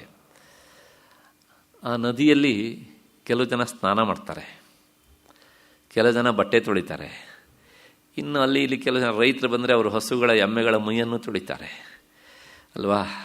ಅಲ್ಲೇ ಮತ್ತೆ ಪಕ್ಕದಲ್ಲಿ ದಡದಲ್ಲಿ ಸಾಧು ಸಂತರಿದ್ದರೆ ಅವರು ಸ್ನಾನ ಮಾಡಿ ಪವಿತ್ರ ಅಂದ್ಕೊಳ್ತಾರೆ. ಇನ್ನು ಕೆಲವು ಜನ ಬಾಯಾರಿಕೆ ಅದು ಆ ನೀರನ್ನೂ ಕುಡಿತಾರೆ. ಆದರೆ ಇಷ್ಟೆಲ್ಲ ಜನ ಹೀಗೆಲ್ಲ ಮಾಡ್ತಾ ಇದ್ದಾರೆ, ಇದು ಕಲುಷಿತವಾಗಿದೆ, ಅಪವಿತ್ರವಾಗಿದೆ ಅಂಥೇಳಿ ನೀರು ಕುಡಿಯೋದನ್ನು ಬಿಡ್ತಾರಾ? ಇಲ್ಲ. ಯಾಕೆ? ಅದರ ಗಾತ್ರ ಮತ್ತು ಪಾತ್ರ ಏನು ಮಾಡುತ್ತೆ ಕೇಳಿದರೆ, ಅದು ಎಲ್ಲವನ್ನೂ ಪಕ್ಕಕ್ಕೆ ಸರಿಸಿ ತಾನು ಪರಿಶುದ್ಧ ಅನ್ನೋದನ್ನು ಹೇಳ್ತಾ ಇರತ್ತೆ. ಆದರೆ ಇದಿಷ್ಟೇ ಕೆಲಸವನ್ನು ನಮ್ಮನೆಯ ಬಕೆಟಲ್ಲಿ ಹಿಡ್ಕೊಂಡು ನೀರಲ್ಲಿ ಮಾಡಲಿ ನೋಡೋಣ, ಅದು ನೀರೇ. ಯಾಕಾಗೋದಿಲ್ಲ? ಅದರ ಗಾತ್ರ ಅದರ ಪಾತ್ರ ಚಿಕ್ಕದು ಅಲ್ವಾ. ಹಾಗಾಗಿ ಯಾವುದು ದೊಡ್ಡದೋ ಅದು ಅತ್ಯಂತ ಪವಿತ್ರ, ಯಾವುದು ಅತ್ಯಂತ ಪವಿತ್ರವೋ ಅದು ಸದಾ ಸುಖವನ್ನು ಕೊಡ್ತದೆ. ಉಪನಿಷತ್ತಿನ ಮಾತದು. ಯೋ ವೈ ಭೂಮಾ ತತ್ ಸುಖಂ. ಹೀಗೆ ಅಂಥದ್ದು ಯಾವುದು ಕೇಳಿದರೆ ಅತ್ಯಂತ ದೊಡ್ಡದಾದದ್ದು ಬ್ರಹ್ಮವಸ್ತು ಮಾತ್ರ ಅತ್ಯಂತ ದೊಡ್ಡದು. ಅಂಥ ಬ್ರಹ್ಮವಸ್ತು ಸರ್ವದಾ ನಿಷ್ಠಸ್ಯ, ಬ್ರಹ್ಮವಸ್ತುವಿನಲ್ಲಿ ಸದಾ ನಿಂತಂಥವನಿಗೆ ಕುತೋ ಅವಿದ್ಯಾ ಕುತಃ ತತ್ಕಾರ್ಯ ದುಃಖಂ. ಅವನಿಗೆ ಹೇಗೆ ಅಜ್ಞಾನ ಅಡರತ್ತೆ, ಅಜ್ಞಾನದಿಂದ ಉಂಟಾಗುವಂಥ ದುಃಖವಾದರೂ ಅವನಿಗೆ ಹೇಗೆ ಬರುತ್ತೆ? ಖಂಡಿತವಾಗಿಯೂ ಸಹ ಅವನಿಗೆ ದುಃಖ ಅನ್ನುವಂಥದ್ದು ಇಲ್ಲ, ಪ್ರಯತ್ನಶೀಲನಾಗಿ ಬ್ರಹ್ಮನಿಷ್ಠನಾದವನಿಗೆ. ಇಷ್ಟು ಹಿನ್ನೆಲೆಯಲ್ಲಿ ಈ ಶ್ಲೋಕದ ಅರ್ಥ ಸಾಕು ಅಂತ ಅಂದ್ಕೊಂಡು ಮುಂದಕ್ಕೆ ಹೋಗೋಣ. ಬಾಹ್ಯಾಭಿಸಂಧಿ ಪರಿವರ್ಧಯೇತ್ ಫಲಂ ದುರ್ವಾಸನಾಮೇವ ತತಸ್ತತೋಧಿಕಾಂ ಜ್ಞಾತ್ವಾ ವಿವೇಕೈಃ ಪರಿಹೃತ್ಯ ಬಾಹ್ಯಂ ಸ್ವಾತ್ಮಾನುಸಂಧಿಂ ವಿದಧೀತ ನಿತ್ಯಂ. ಇನ್ನೊಂದು ಸಲ, ಬಾಹ್ಯಾಭಿಸಂಧಿ ಪರಿವರ್ಧಯೇತ್ ಫಲಂ ದುರ್ವಾಸನಾಮೇವ ತತಸ್ತತೋಧಿಕಾಂ ಜ್ಞಾತ್ವಾ ವಿವೇಕೈಃ ಪರಿಹೃತ್ಯ ಬಾಹ್ಯಂ ಸ್ವಾತ್ಮಾನುಸಂಧಿಂ ವಿದಧೀತ ನಿತ್ಯಂ. ವಿಷಯ ಚಿಂತನೆಯು ಪುನಃ ಪುನಃ ಮಲಿನ ವಾಸನೆಯನ್ನು ಹೆಚ್ಚಾಗಿಸುವಂಥ ಫಲವನ್ನೇ ಕೊಡ್ತದೆ, ಅದನ್ನೇ ಬೆಳೆಸ್ತದೆ. ಇದನ್ನು ಅರಿತುಕೊಂಡಂತಹ ಯತಿ ಅಂದರೆ ಪ್ರಯತ್ನಶೀಲನಾದವನು ವಿವೇಚನೆಯಿಂದ ವಿಷಯ ಚಿಂತನೆಯನ್ನು ಬಿಟ್ಟು ಆತ್ಮಚಿಂತನೆಯಲ್ಲಿ ಯಾವಾಗಲೂ ತೊಡಗಿಕೊಳ್ಳಬೇಕು. ಇಷ್ಟು ಈ ಶ್ಲೋಕದ ಅರ್ಥ. ಹಿಂದಿನ ಶ್ಲೋಕದಲ್ಲಿ ನಾವು ಸತ್ಯವಾದದ್ದನ್ನು ಆಯ್ಕೆ ಮಾಡಿಕೊಂಡ್ರೆ ಬ್ರಹ್ಮವಸ್ತುವನ್ನು ಪಡಿತಾನೆ, ಅಸತ್ಯವಾದದ್ದನ್ನು ಆಯ್ಕೆ ಮಾಡಿಕೊಂಡ್ರೆ ಅವನು ಕ್ಷಯ ಆಗ್ತಾನೆ ಎನ್ನುವಂತಹ ಅರ್ಥದ ಹಿನ್ನೆಲೆಯಲ್ಲಿ ನೋಡಿದ್ವಿ ಅದನ್ನು. ಈಗ ಶಿಷ್ಯನ ಪ್ರಶ್ನೆ, ಅಕಸ್ಮಾತ್ತಾಗಿ ಅಂತರ್ಮುಖನಾಗಿ ಬ್ರಹ್ಮನಿಷ್ಠನಾಗದೆ ಬಹಿರ್ಮುಖವಾಗಿ ಅನಾತ್ಮ ವಸ್ತುಗಳನ್ನೇ ಆತ್ಮ ಅಂತಂದುಕೊಂಡರೆ ಅಥವಾ ವಿಷಯ ಚಿಂತನೆಯಲ್ಲೇ ತೊಡಗಿಕೊಂಡ್ರೆ ಅಂತಹ ಮನುಷ್ಯನಿಗೆ, ಸಾಧಕ ಅಂತ ಹೇಳೋದು ಬೇಡ, ಅವನನ್ನು ಏನು ಫಲ ಆಗತ್ತೆ ಅನ್ನೋದು ಶಿಷ್ಯನ ಪ್ರಶ್ನೆ. ಅದಕ್ಕೆ ಉತ್ತರ ಹೇಳಲಿಕ್ಕೆ ಈ ಶ್ಲೋಕ ಹೊರಟಿದೆ. ಅಲ್ಲೊಂದು ಶಬ್ದ ಉಂಟು ನೋಡಿ, ಬಾಹ್ಯಾಭಿಸಂಧಿ. ಬಾಹ್ಯಾಭಿಸಂಧಿ ಅಂದರೆ ವಿಷಯ ಸಂಘ. ಆ ವಿಷಯ ಸಂಘವನ್ನು ಆಯ್ಕೆ ಮಾಡಿಕೊಂಡ್ರೆ ಏನಾಗುತ್ತೆ ಅಂದರೆ ಅದರಿಂದ ಹೆಚ್ಚೆಚ್ಚು ದುರ್ವಾಸನಾಂ, ಆ ಹಿಂದೆ ಅನುಭವಿಸಿದ್ದ ಸಂಸ್ಕಾರ ವಾಸನೆಯಾಗಿ ಈಗ ವಿಷಯಗಳತ್ತ ಕಳಿಸಿದೆ. ಈಗ ವಿಷಯವನ್ನು ಅನುಭವಿಸಿದಾಗ ಮತ್ಮನಃ ಅದು ಸಂಸ್ಕಾರ ರೂಪದಲ್ಲಿ, ಬೀಜ ರೂಪದಲ್ಲಿ ಇರುತ್ತೆ. ಅದು ಮತ್ತೇನು ಮಾಡುತ್ತೆ ಕೇಳಿದರೆ, ಹಾಗೇ ಇದ್ದಂತಹದ್ದು ಪುನರ್ಜನ್ಮಕರಿ, ಮತ್ತೆ ಪುನಃ ಪುನರ್ಜನ್ಮಕ್ಕೆ ನಮ್ಮನ್ನು ತಳ್ಳುತ್ತದೆ. ಹಾಗಾಗಿ ಮಲಿನವಾಸನಾಮೇವ ಫಲಂ, ವಿಷಯವನ್ನು ಆಯ್ಕೆ ಮಾಡಿಕೊಂಡವರಿಗೆ ಏನು ಫಲ ಅಂತ ಕೇಳಿದರೆ ಆ ವಾಸನೆ, ಮಲಿನ ವಾಸನೆಯೇ ಫಲ. ಮಲಿನ ವಾಸನೆಯ ಫಲ ಏನು ಅಂತ ಕೇಳಿದರೆ ಪುನರ್ಜನ್ಮ. ಅದಕ್ಕೋಸ್ಕರ ಆ ಮಲಿನ ವಾಸನೆಯಾದಂತಹ ಬಾಹ್ಯಾಭಿಸಂಧಿಯನ್ನು ಬಿಡಬೇಕು. ಈ ಮಾತು ಹಿಂದೂ ಸಹ ಬಂದಿತ್ತು. ವಾಸನಾ ವೃದ್ಧಿತಃ ಕಾರ್ಯಂ ಕಾರ್ಯವೃದ್ಧ್ಯಾಚ ವಾಸನ ಅಂದರೆ ಹಿಂದಿನ ವಾಸನೆಯಿಂದ ಈಗ ವಿಷಯ ಸುಖ, ಈಗ ವಿಷಯ ಸುಖ ಅನ್ನು ಅನುಭವಿಸಿದಿಂದ ಅದು ವಾಸನೆಯಾಗಿ ನಿಲ್ತದೆ. ಇದು ಎರಡು ಒಂಥರ ಒಂದನ್ನು ಬಿಟ್ಟು ಒಂದಿರೋಲ್ಲ, ಅನ್ಯೋನ್ಯಾಶ್ರಯ ದೋಷ. ಈ ಸಾಮಾನ್ಯ ಹೇಳ್ತಾರಲ್ಲ, ಈ ಕೋಳಿ ಮೊದಲು ಅಥವಾ ಅಂಡ ಮೊದಲು ಅಂತ. ಹಾಗೆ ಇದು ಎರಡರಲ್ಲೂ ಸಹ ತಾನು ಹೆಚ್ಚು ಅನ್ನುವಂಥ ಭಾವನೆ ಇರುತ್ತೆ. ಹಾಗಾಗಿ ವಿಷಯ ವಾಸನೆಯಿಂದ ಈಗ ವಿಷಯದಲ್ಲಿ ಪ್ರವೃತ್ತಿ, ಆ ವಿಷಯದಲ್ಲಿ ಪ್ರವೃತ್ತಿ ಆದದ್ರಿಂದ ವಿಷಯ ವಾಸನೆ ಮತ್ತೆ ದೃಢವಾಗ್ತಾ ಬರುತ್ತೆ. ಇದನ್ನು ಅರ್ಥ ಮಾಡಿಕೊಂಡಂತಹ ವಿವೇಕಿ ಈ ಪ್ರಮಾದದಿಂದ, ಅಂದರೆ ವಿಷಯವನ್ನು ಆಯ್ಕೆ ಮಾಡಿಕೊಳ್ಳುವಂತಹ ಪ್ರಮಾದವನ್ನು ಬಿಟ್ಟು ಸ್ವಾತ್ಮಾನುಸಂಧಿಂ, ತಾನು ತನ್ನ ನಿಜರೂಪ ಏನು ಅನ್ನೋದನ್ನು ತಿಳಿದುಕೊಳ್ಳಬೇಕು ಅಂತ ನಿಶ್ಚಯ ಮಾಡಿಕೊಂಡು ಯಾವಾಗಲೂ ಆತ್ಮನಿಷ್ಠನಾಗುವುದಕ್ಕೆ ಪ್ರಯತ್ನವನ್ನು ಮಾಡಬೇಕು. ಇಷ್ಟು ಈ ಶ್ಲೋಕದ ಅರ್ಥ. ಮತ್ತೆ ಮುಂದಿನ ಶ್ಲೋಕಕ್ಕೆ ಹೋಗೋಣ. 336ನೇಯ ಶ್ಲೋಕ. ಬಾಹ್ಯೇ ನಿರುದ್ಧೆ ಮನಸಃ ಪ್ರಸನ್ನತಾ ಮನಃಪ್ರಸಾದೆ ಪರಮಾತ್ಮದರ್ಶನಂ ತಸ್ಮಿನ್ ಸುದೃಷ್ಟೇ ಭವಬಂಧನಾಶಃ ಬಹಿರ್ನಿರೋಧಃ ಪದವೀ ವಿಮುಕ್ತೇ. ಇನ್ನೊಂದು ಸಲ. ಬಾಹ್ಯೇ ನಿರುದ್ಧೆ ಮನಸಃ ಪ್ರಸನ್ನತಾ ಮನಃಪ್ರಸಾದೆ ಪರಮಾತ್ಮದರ್ಶನಂ ತಸ್ಮಿನ್ ಸುದೃಷ್ಟೇ ಭವಬಂಧನಾಶಃ ಬಹಿರ್ನಿರೋಧಃ ಪದವೀ ವಿಮುಕ್ತೇ. ವಿಷಯ ಚಿಂತನೆಯನ್ನು ನಿರೋಧಿಸಿದರೆ ಮನಸ್ಸು ಪ್ರಸನ್ನವಾಗ್ತದೆ. ಪ್ರಸನ್ನವಾದ ಮನಸ್ಸು ಪರಮಾತ್ಮ ದರ್ಶನಕ್ಕೆ ಅರ್ಹವಾಗ್ತದೆ. ಪರಮಾತ್ಮ ದರ್ಶನವಾದಾಗ ಹುಟ್ಟು ಸಾವುಗಳು ಕಡಿದು ಹೋಗ್ತವೆ. ಆದ್ದರಿಂದ ವಿಷಯ ಚಿಂತನೆಯ ಪರಿತ್ಯಾಗವೇ ಮುಕ್ತಿಗೆ ಪ್ರಥಮ ಸೋಪಾನ.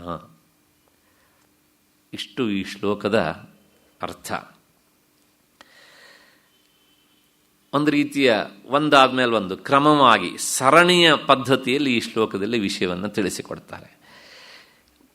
ಮನಸ್ಸು ವಿಷಯಗಳತ್ತ ಹೋದರೆ ಏನಾಗುತ್ತೆ, ಅನರ್ಥ ಏನಾಗುತ್ತೆ ಅಂತ ಹಿಂದಿನ ಶ್ಲೋಕದಲ್ಲಿ ನೋಡಿದ್ವಿ. ಶಿಷ್ಯ ಇನ್ನೊಮ್ಮೆ ಕೇಳ್ತಾನೆ, ವಿಷಯಗಳತ್ತ ಹೋಗಲಿಲ್ಲ, ಒಳಮುಖವಾಗಿಯೇ ಚಿಂತನೆ ಮಾಡುತ್ತೆ, ಆಗೇನಾಗುತ್ತೆ ಗುರುಗಳೇ ಅಂತ. ಅದಕ್ಕೆ ಉತ್ತರ ಹೇಳ್ತಾರೆ ಈಗ. ಬಾಹ್ಯೇ ನಿರುದ್ಧೇ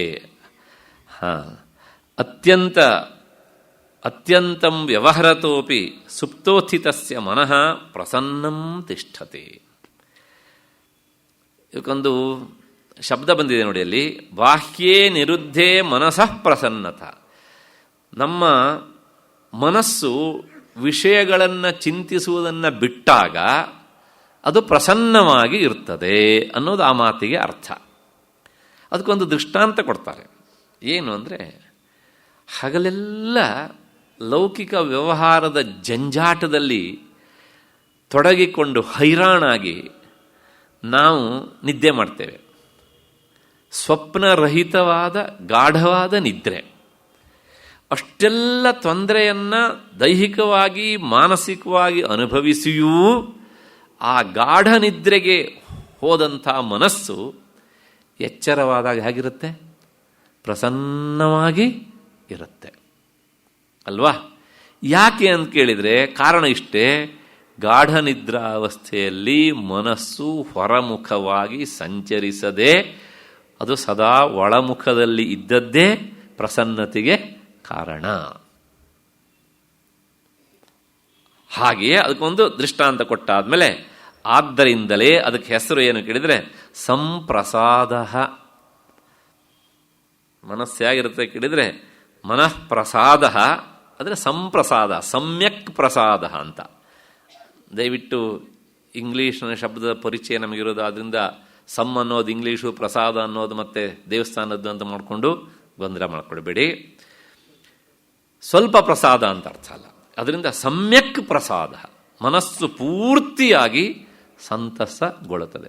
ಪ್ರಸಾದ ಅನ್ನೋದಕ್ಕೆ ಅರ್ಥವೇ ಮನಸ್ಸಿನ ಪ್ರಸನ್ನತೆ, ಅದು ಅತ್ಯಂತ ಸಮಾಧಾನಕರವಾಗಿ ಇರುವುದು ಎನ್ನುವಂತಹದ್ದು ಅರ್ಥ.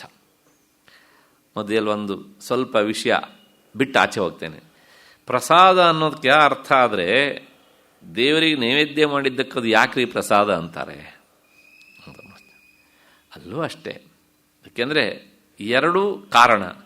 ಒಂದು, ಭಗವಂತನಿಗೆ ಸಮರ್ಪಣೆ ಮಾಡಿದ್ರಿಂದ ಅದಕ್ಕೊಂದು ಪಾವಿತ್ರ್ಯತೆ. ಎರಡನೇದು, ಅದನ್ನು ಸ್ವೀಕಾರ ಮಾಡಿದ ನಮಗೆಲ್ಲರಿಗೂ ಗೊತ್ತು, ಎಲ್ಲರಿಗೂ ಸಹ ಒಂದಿಷ್ಟು ಏನಾಗುತ್ತೆ, ನನಗೆ ಪ್ರಸಾದ ಸಿಕ್ತಲ್ಲ ಎನ್ನುವಂಥ ಸಮಾಧಾನ, ಅದರ ಸಿಹಿಯಿಂದಾಗಿಯೋ ರುಚಿಯಿಂದಾಗಿಯೋ. ಹಾಗಿಲ್ಲದಿದ್ರೆ ಯಾಕೆ ಧನುರ್ಮಾಸದಲ್ಲಿ 6 ಗಂಟೆಗೆ ಹೋಗಿ ದೇವಸ್ಥಾನ ಮುಂದೆ ನಿಲ್ತಿದ್ರು ನಮ್ಮ ಜನ ಅಲ್ವಾ? ಹಾಗಾಗಿ ಪ್ರಸಾದ ಅನ್ನುವಂತಹ ಹಿನ್ನೆಲೆ ಅಲ್ಲೂ ಅದೇ ಅರ್ಥವೇ. ಆದರೆ ಇದು ಕ್ಷಣಿಕ, ಇದು ಶಾಶ್ವತ. ಹಾಗಾಗಿ ಸಂಪ್ರಸಾದ, ಪ್ರಸಾದ ಎರಡು ಒಂದೇ ಅರ್ಥ. ಮನಃಪ್ರಸಾದ, ಗೀತೆಯಲ್ಲೂ ಬರ್ತದೆ, ಮನಃಪ್ರಸಾದ ಸೌಮ್ಯತ್ವಂ ಮೌನಮಾತ್ಮ ವಿನಿಗ್ರಹ ಅಂತ. ಆ ಸಾಧನೆಯ ಮಜಲನ್ನು ಹೇಳುವಾಗ ಹೇಳ್ತಾನೆ ಭಗವಂತ. ಅಷ್ಟು ಹಿನ್ನೆಲೆಯಲ್ಲಿ ಆ ಸುಷುಪ್ತಿಯಲ್ಲಿ ಯಾಕೆ ನಮಗೆ ಮನಸ್ಸು ಪ್ರಸನ್ನವಾಗಿರುತ್ತದೆ ಅಂದರೆ, ಸುಷುಪ್ತಿಯಿಂದ ಎದ್ದ ಮೇಲೆ ಅಂತ ಕೇಳಿದರೆ, ಅದು ಹೊರಗಿನ ವಿಷಯಗಳೊಂದಿಗೆ ಸಂಪರ್ಕವನ್ನು ಕಡಿದುಕೊಂಡದ್ರಿಂದಲೇ ಅದು ಪ್ರಸನ್ನವಾಗಿ ಇರುತ್ತೆ. ಅಲ್ಲಿ ನಮ್ಗೆ ಒಂದು ಗೊತ್ತಾಯಿತು, ಏನು ಕೇಳಿದರೆ, ಮನಸ್ಸು ಎಷ್ಟೆಷ್ಟು ಹೊರಮುಖವಾಗಿ ಹೋಗುತ್ತೋ ಅಷ್ಟು ಅದು ಆಯಾಸ ಪಡುತ್ತೆ. ಮನಸ್ಸು ಎಷ್ಟೆಷ್ಟು ಒಳಮುಖವಾಗತ್ತೋ ಅದು ಅಷ್ಟು ಪ್ರಸನ್ನವಾಗಿ ಇರ್ತದೆ ಅಂತ ನೀವು ಪ್ರಯೋಗ ಮಾಡಿ ನೋಡಬಹುದು ಅದನ್ನು. ಅಷ್ಟು ಹಿನ್ನೆಲೆಯಲ್ಲಿ ಪ್ರಯತ್ನ ಪುರಸ್ಸರಮೇವ ಬಂಧಕೆ ಬಾಹ್ಯೇ ನಿರುದ್ಧೇ. ಈಗ ನಾವು ಮಾಡಬೇಕಾದ್ದೇನಾಯಿತು ಅಂದರೆ, ನಾವು ಪ್ರಯತ್ನಪೂರ್ವಕವಾಗಿ ಹೊರಮುಖವಾಗಿ ವಿಷಯಗಳತ್ತ ಹೋಗುವ ಮನಸ್ಸನ್ನು ತಡೆದು ಒಳಮುಖವಾಗಿ ಮಾಡಿಕೊಳ್ಬೇಕು. ಹಾಗೆ ಮಾಡಿಕೊಂಡಾಗ ಆನಂದಾವಿರ್ಭಾವೇನ ಪ್ರಸನ್ನತಾಯಾಮ್ ಕಿಮು ವಕ್ತವ್ಯಂ, ಒಳಮುಖವಾದಂಥ ಮನಸ್ಸು ಪ್ರಸನ್ನತೆ ಆಗ್ತದೆ ಅನ್ನೋ ವಿಷಯದೊಳಗೆ ಮತ್ತೆ ನಾನು ಹೇಳಬೇಕಾದದ್ದು ಏನುಂಟು? ಏನೂ ಇಲ್ಲ, ಖಂಡಿತವಾಗಿಯೂ ಸಹ ಹಾಗೆ ಆಗತ್ತೆ. ಒಂದು, ಮನಸ್ಸು ಪ್ರಸಾದ ಆಯಿತು, ವಾಟ್ ನೆಕ್ಸ್ಟ್ ಅಂತ ಕೇಳಿದರೆ, ಅದಕ್ಕೂ ಉತ್ತರ ಹೇಳ್ತಾರೆ. ಪ್ರಸಾದೇ ಸರ್ವದಾ ದುಃಖಾನಾಂ ಹಾನಿರಸ್ಯೋಪಜಾಯತೆ. ಭಗವಂತನ ಮಾತು. ಮನಸ್ಸು ಪ್ರಸನ್ನವಾದಾಗ ಎಂತಹ ದುಃಖವನ್ನಾದರೂ ಸಹ ಮರೆಯುತ್ತೆ. ದುಃಖ ಆದಾಗ ಪ್ರಸನ್ನತೆ ಆಗುವುದಕ್ಕೆ ತಡ ಆಗ್ಬೋದು, ಆದರೆ ಒಮ್ಮೆ ಪ್ರಸನ್ನಗೊಂಡಾಗ ಮನಸ್ಸು ಅದೆಲ್ಲವನ್ನು ಸಹ ಮರೆಯುತ್ತೆ. ಪ್ರಸನ್ನಚೇತಸೋ ಹ್ಯಾಶು ಬುದ್ಧಿ ಪರ್ಯವತಿಷ್ಠತೆ. ಮನಸ್ಸು ಪ್ರಸನ್ನವಾದಾಗ ಅದು ಬ್ರಹ್ಮಚಿಂತನೆಗೆ ತೊಡಗುವುದಕ್ಕೆ ಪೂರ್ತಿ ಅರ್ಹತೆಯನ್ನು ಪಡೀತದೆ. ಯಾಕೆ ಅಂತ ಕೇಳಿದರೆ, ಪ್ರಸನ್ನವಾದಂಥ ಮನಸ್ಸು ಅದು ಅತ್ಯಂತ ಸೂಕ್ಷ್ಮವಾಗ್ತಾ ಬರ್ತದೆ. ಸೂಕ್ಷ್ಮ ಅನ್ನೋದಕ್ಕೆ ಅರ್ಥ ಶಾರ್ಪ್ ಅಂತ ಅರ್ಥ ಅಲ್ಲ. ಅಂದರೆ ಅದು ಅತ್ಯಂತ ಸಮರ್ಥವಾದ ವಸ್ತುವನ್ನು ಹಿಡಿಯೋದಕ್ಕೆ ಅದು ಶಕ್ತಿಯನ್ನು ಪಡೀತದೆ ಅಂತ ಅಷ್ಟರ್ಥ. ಅದಕ್ಕೆ ಆಗ ಏನಾಗ್ತದೆ ಕೇಳಿದರೆ ಏಕಾಗ್ರತೆ ಅನ್ನೋದು ಬರ್ತದೆ.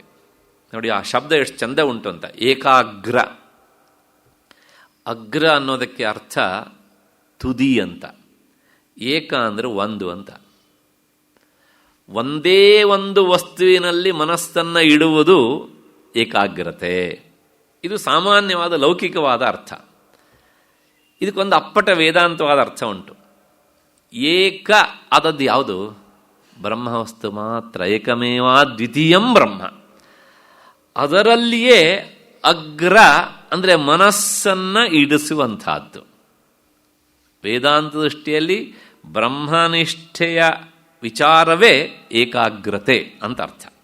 ಹೀಗೆ ಪರಮಾತ್ಮ ದರ್ಶನ ಸಮರ್ಥಂ ಭವತಿ. ಅಂಥ ಮನಸ್ಸು ಒಳಮುಖ ಆಗ್ತಾ ಆಗ್ತಾ ಆತ್ಮವಿಚಾರವನ್ನು, ಬ್ರಹ್ಮ ವಿಚಾರವನ್ನು ಮಾಡೋದಕ್ಕೆ ಅದು ಸಮರ್ಥವಾಗ್ತದೆ. ಈಗೊಂದು ಪ್ರಶ್ನೆ, ಒಂದು ಕೆಲಸ ಮಾಡೋಣ, ಈ ಮನಸ್ಸಿಲ್ಲದೆ ಮಾಡಲಿಕ್ಕೆ ಆಗೋದಿಲ್ವಾ ಅಂತ ಒಂದು ಪ್ರಶ್ನೆ. ಆಗೋದಿಲ್ಲ. ಯಾಕೆಂದರೆ ಮನಸೈ ವೇದಮಾಪ್ತವ್ಯಂ, ಉಪನಿಷತ್ತಿನ ಮಾತು. ಮನಸ್ಸಿಗೆ ಅದು ನೇರ ಗೋಚರಿಸೋದಿಲ್ಲದೆ ಇದ್ರೂ ಸಹ ಅದನ್ನು ಮನಸ್ಸಿನಿಂದಲೇ ನಾವು ಪಡಿಬೇಕಾಗತ್ತೆ. ಒಂಥರ ಬಹಳ ಗೊಂದಲ ಇದು. ನೇರ ಮನಸ್ಸಿಗೆ ಸಿಗೋದಿಲ್ಲ, ಹೊರಮುಖವಾಗಿ ಕಾಣೋದಿಲ್ಲ. ಯಾಕೆ ಅಂತ ಕೇಳಿದರೆ ಮನಸ್ಸು ಅದರಿಂದಾಗಿ ಕೆಲಸ ಮಾಡ್ತಾ ಇರುತ್ತೆ. ಯಾವುದು ತನ್ನ ಹಿಂದೆ ಇದ್ದು ತನ್ನನ್ನು ಪ್ರೇರೇಪಿಸುತ್ತೋ ಅದು ಮನಸ್ಸಿಗೆ ಕಾಣೋದಿಲ್ಲ. ಆದ್ರೂ ಸಹ ಮನಸ್ಸು ಅದನ್ನು ಪತ್ತೆ ಹಚ್ಚಬಲ್ಲದು, ಅದನ್ನು ಗುರುತಿಸಬಲ್ಲದು. ಹೇಗೆ ಅಂದರೆ ಅದೂ ಸಹ ಒಳಮುಖವಾಗಿ ವಿಚಾರ ಮಾಡಬೇಕು. ಯಾವುದು? ಮನಸ್ಸು. ಹೇಗೆ ಅಂತ ಕೇಳಿದರೆ, ನಾನು ಯಾರಿಂದಾಗಿ ಈ ರೀತಿ ವಿಚಾರ ಮಾಡ್ತಾ ಇದ್ದೇನೋ ಅದು ನನ್ನ ಮೂಲ ಸ್ವರೂಪ, ಅದೇ ಬ್ರಹ್ಮ ವಸ್ತು ಅಂತ. ಹೀಗೆ ಬುದ್ಧಿಯ ಸೂಕ್ಷ್ಮಯ ಇತ್ಯಾದಿ ಶ್ರುತೆ ತಸ್ಮಿನ್ ಸುದೃಷ್ಟೇ ಅನನ್ಯತೆಯ ನಿರಂತರಂ ಸಾಕ್ಷಾತ್ ಕ್ರಿಯಮಾಣೆ. ಹೀಗೆ ಒಳಮುಖವಾಗಿ ಹೋಗ್ತಾ ಹೋಗ್ತಾ ಇದ್ದಾಗ ಆತನಿಗೆ ಈ ಬಾಹ್ಯ ವಿಷಯಗಳ ಸಂಪರ್ಕ ಕಡಿಮೆಯಾಗಿ ಹೆಚ್ಚೆಚ್ಚು ಒಳಮುಖವಾಗಿ ನಿಲ್ಲುವುದು ಅಭ್ಯಾಸವಾಗ್ತದೆ ಅಂತ. ಈಗ ಒಂದು ಪ್ರಶ್ನೆ, ಹಾಗಿದ್ದು ಇದನ್ನು ಬಿಟ್ಟು ನಾವು ಹೊರಮುಖವಾಗಿ ಧ್ಯಾನ ಮಾಡುವುದರಿಂದ ನಮಗೆ ಆತ್ಮಲಾಭ ಆಗುವುದಿಲ್ವಾ? ಬ್ರಹ್ಮನಿಷ್ಠತ್ವ ಅನ್ನೋದು ಬರೋದಿಲ್ವಾ ಅಂತಂದರೆ ಉಪನಿಷತ್ತು ಹೇಳುತ್ತೆ ಬರೋದೇ ಇಲ್ಲ ಅಂತ. ಇದಕ್ಕೇನಾದ್ರು ಉದಾಹರಣೆ ಉಂಟಾ ಅಂತಂದರೆ ಒಂದು ಘಟನೆಯನ್ನು ಹೇಳಿಬಿಡ್ತೇನೆ. ನಾನು ಬಹಳಷ್ಟು ಕಡೆಗೆ ವೇದಾಂತ ವಿಚಾರವನ್ನು ಹೇಳ್ತಾ ಇರ್ತೇನೆ. ಆದ್ದರಿಂದ ಕೆಲವು ಸಲ ಆ ವಿಷಯ ಇಲ್ಲೂ ಹೇಳಿರಬಹುದು ಅಥವಾ ಹೇಳಿದೇನೂ ಇದ್ದಿರಬಹುದು. ಹೇಳಿದ್ದಿದ್ರೆ ಪುನಃಸ್ಮರಣೆ ಅಂತ ಅಂದ್ಕೊಳ್ಳಿ, ಹೇಳದೇ ಇದ್ದರೆ ಅದು ಹೊಸತು ಅಂತ ಅಂದ್ಕೊಬಿಡಿ. ಅಷ್ಟೇ ಪರಿಹಾರ. ಅದಕ್ಕೆ ಬಿಟ್ಟರೆ ಬೇರೆ ದಾರಿ ಇಲ್ಲ. ಅದಕ್ಕೆ ಅಕಸ್ಮಾತ್ ಹೇಳಿದ್ದಿದ್ರೂ ಸಹ ಅವತ್ತು ಕುಳಿತು ಕೇಳಿದ ಜನರೇ ಇಲ್ಲಿ ಇರಬೇಕು ಅಂತಿಲ್ಲ, ಬೇರೆ ಮನಸ್ಸುಗಳು ಬಂದಿರಬಹುದು ಅಲ್ವಾ? ಹಾಗಾಗಿ ಅವರಿಗೆ ಅಂತ ಅಂದ್ಕೊಳ್ಳೋಣ. ಆಂಧ್ರದವರು ವಾಸಿಷ್ಠ ಗಣಪತಿ ಮುನಿಗಳು ಅಂತ ಒಬ್ಬರಿದ್ದರು. ಅವರು ಸ್ವತಃ ಕವಿಗಳು, ಸಂಸ್ಕೃತವನ್ನು ಬಹಳ ಚೆನ್ನಾಗಿ ಅಧ್ಯಯನ ಮಾಡಿಕೊಂಡವರು, ಗಣಪತಿಯ ಉಪಾಸಕರಾಗಿದ್ದರು. ಅವರು ಅಸಾಧಾರಣ ಕವಿತ್ವ ಇತ್ತು ಅವರಿಗೆ. ಎಷ್ಟರ ಮಟ್ಟಿಗೆ ಕೇಳಿದರೆ ಅವರು ಮಾತನಾಡಿದರೆ ಸಂಸ್ಕೃತ ಶ್ಲೋಕಗಳು ಹೊರ ಬರ್ತಾ ಇತ್ತು.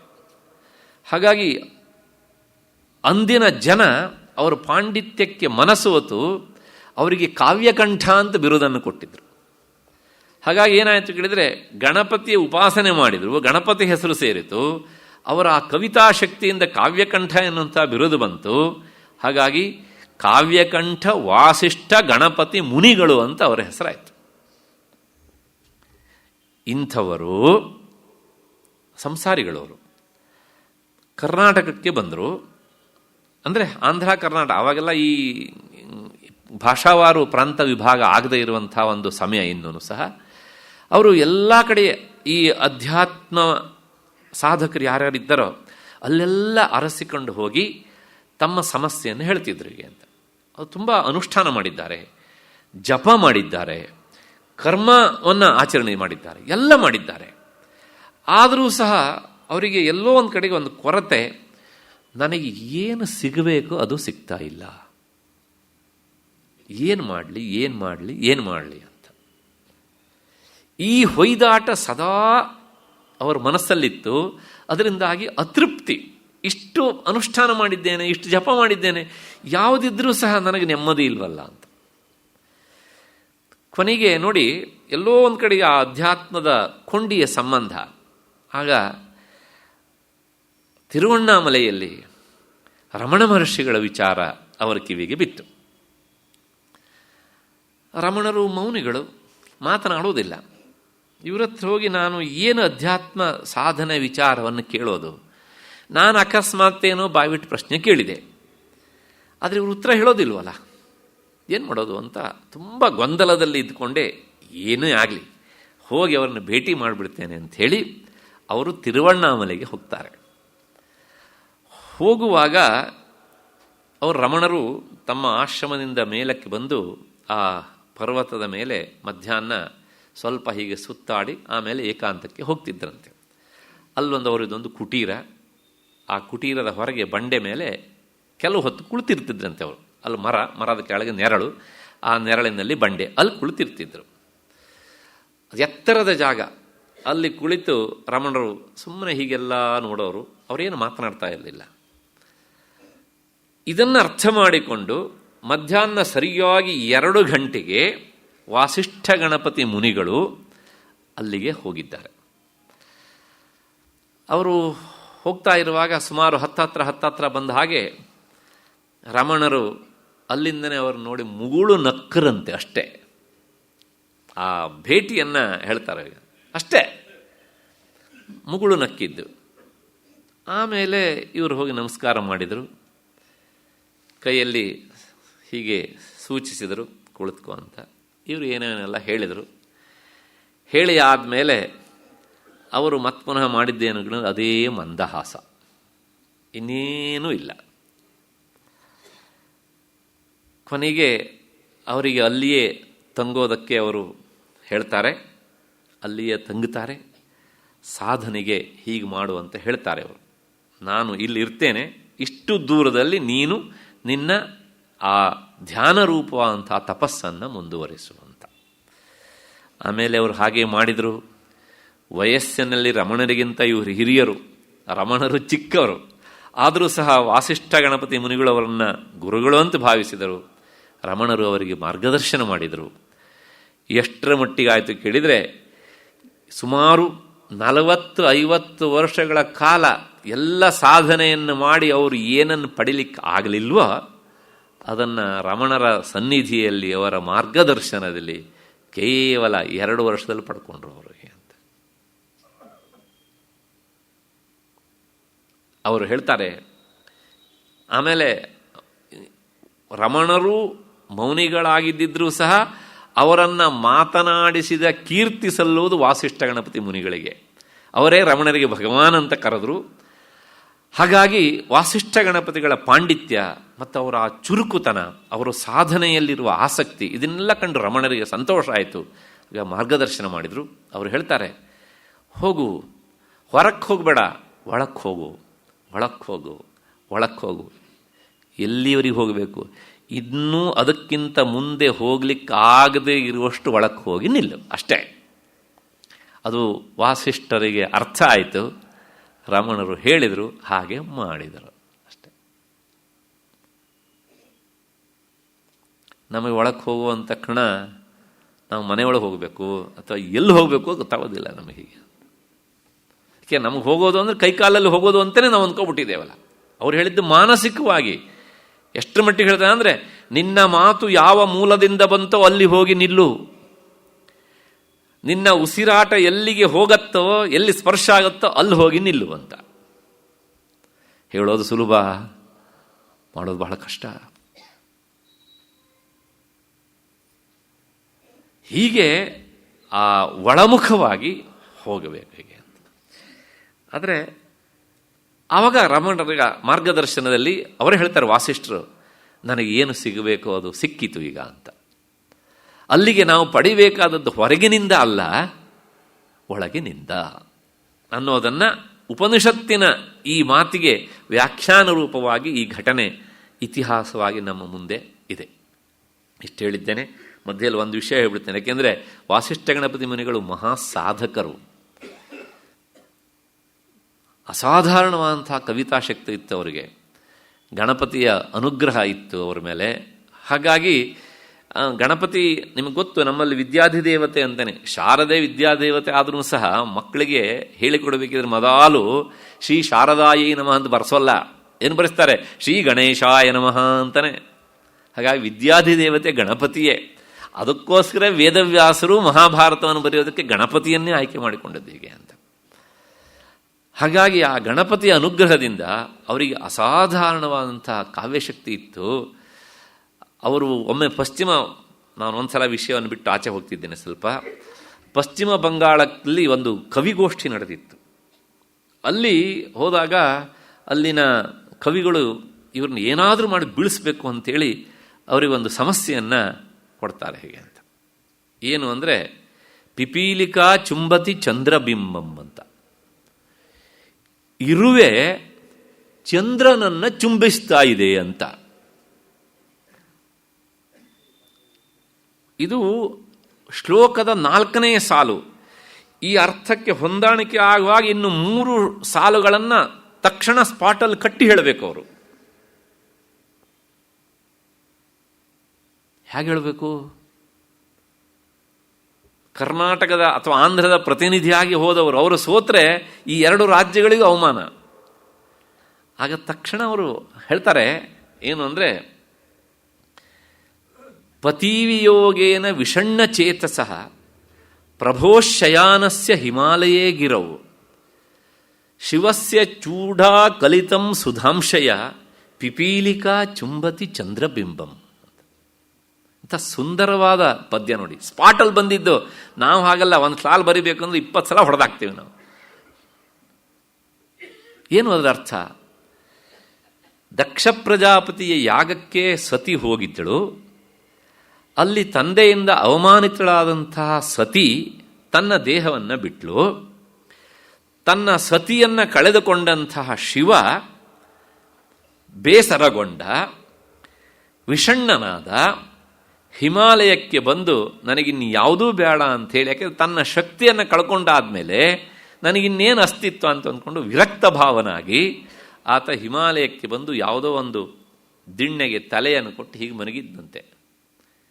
ಶಿವನ ಸ್ವರೂಪ ಗೊತ್ತು ನಿಮಗೆ, ಜಟೆ ಇದೆ, ಇಲ್ಲಿ ಚಂದ್ರನಿದ್ದಾನೆ ಅಲ್ವಾ? ಪ್ರಭೋ ಶಯಾನಸ್ಯ ಹಿಮಾಲಯೇ ಗಿರವು. ಆಗ ಚಂದ್ರ ಅಮೃತ ಕಿರಣ ಅಂತ ಕಾವ್ಯಗಳು ಹೇಳ್ತವೆ. ಚಂದ್ರನಿಂದ ಸಿಹಿಯಾದಂತಹ ನೀರು ಜಿನುಗಿ ಬರ್ತದೆ ಅಂತ. ಸಿಹಿಯಾದ ನೀರು ಅಂದರೆ ಕಲ್ಸಕ್ರೆ ನೀರು ಅಂತ ಅಂದ್ಕೊಳ್ಳಿ. ಆ ಸಿಹಿಯಾದ ನೀರು ಜಿನುಗಿ ಜಿನುಗಿ ಬಂದಾಗ ಅವನ ಕೆನ್ನೆಯಿಂದ ಹೀಗೆ ಬಂದು ಭೂಮಿಯ ಮೇಲೆ ಬಿದ್ದಾಗ ಆ ಮಾಧುರ್ಯ ರಸವನ್ನು ಆಸ್ವಾದನೆ ಮಾಡ್ತಾ ಮಾಡ್ತಾ ಅಲ್ಲಿರುವ ಇರುವೆಗಳು ಹಾಗೇನೆ ಶಿವನ ಕೆನ್ನೆಯ ಮೂಲಕ ಮೇಲಕ್ಕೆ ಏರಿ ಹೋಗಿ ಅವನ ತಲೆಯಲ್ಲಿರುವಂಥ ಅರ್ಧ ಚಂದ್ರನನ್ನು ಚುಂಬಿಸ್ತಾ ಇದ್ವಂತೆ. ಕಲ್ಸಕ್ರೆ ಅಂತ ನೆಕ್ತಿದ್ವಂತೆ. ಶಿವಸ್ಯ ಚೂಡಾ ಕಲಿತಂ ಸುಧಾಂಶಯ ಪಿಪೀಲಿಕಾ ಚುಂಬತಿ ಚಂದ್ರಬಿಂಬಂ. ಎಂಥ ನೋಡಿ, ಒಂದು ಶ್ಲೋಕದಲ್ಲಿ ಇಡೀ ದಕ್ಷ ಯಾಗದ ನಾಶ, ಶಿವನ ವಿಷಣ್ಣತೆ ಎಲ್ಲವನ್ನು ಹೇಳುವಂಥ ಒಂದು ಸ್ಕಿಲ್. ಅಸಾಧಾರಣವಾದಂಥ ಕೌಶಲ್ಯ. ಇಷ್ಟೆಲ್ಲ ಇತ್ತು ಅವರಿಗೆ. ಇನ್ನೊಂದು ಕಡೆಗೆ ಅವರಿಗೆ ಸಮಸ್ಯೆ ಕೊಟ್ಟಿದ್ರು, ವತ್ಸರಸ್ಯೈಕದಾ ಗೌರಿ ಪತಿವಕ್ತ್ರಂ ನ ಪಶ್ಯತಿ ಅಂತ. ವರ್ಷದಲ್ಲಿ ಒಂದು ಸಲ ಪಾರ್ವತಿ ತನ್ನ ಗಂಡನ ಮುಖವನ್ನು ನೋಡುವುದಿಲ್ಲ. ಇವತ್ತಿದು ಹೇಳುವಂಥದ್ದಲ್ಲ. ಅವಳು ಒಂದ್ಸಲ ನೋಡಿದ್ರೇನಂತೆ, ನಾವು ಎಷ್ಟೋ ಸಲ ನೋಡೋದಿಲ್ಲ ನಮ್ಮನೆಯವ್ರ ಮುಖನ, ಅಂಥವರಿಗಲ್ಲ ಇದು. ಅಂದರೆ ಒಂದು ದಿನ ಮಾತ್ರ ಪಾರ್ವತಿ ತನ್ನ ಗಂಡನ ಮುಖವನ್ನು ನೋಡೋದಿಲ್ಲ. ಆ ದಿನ ಯಾವುದು, ಯಾಕೆ? ಇದಕ್ಕೆ ಉತ್ತರ ಹೇಳಬೇಕಲ್ಲ. ಆಗ ತಕ್ಷಣ ಶ್ಲೋಕ ಗಟ್ಟಿ ಹೇಳ್ತಾರೆ ಅವರು.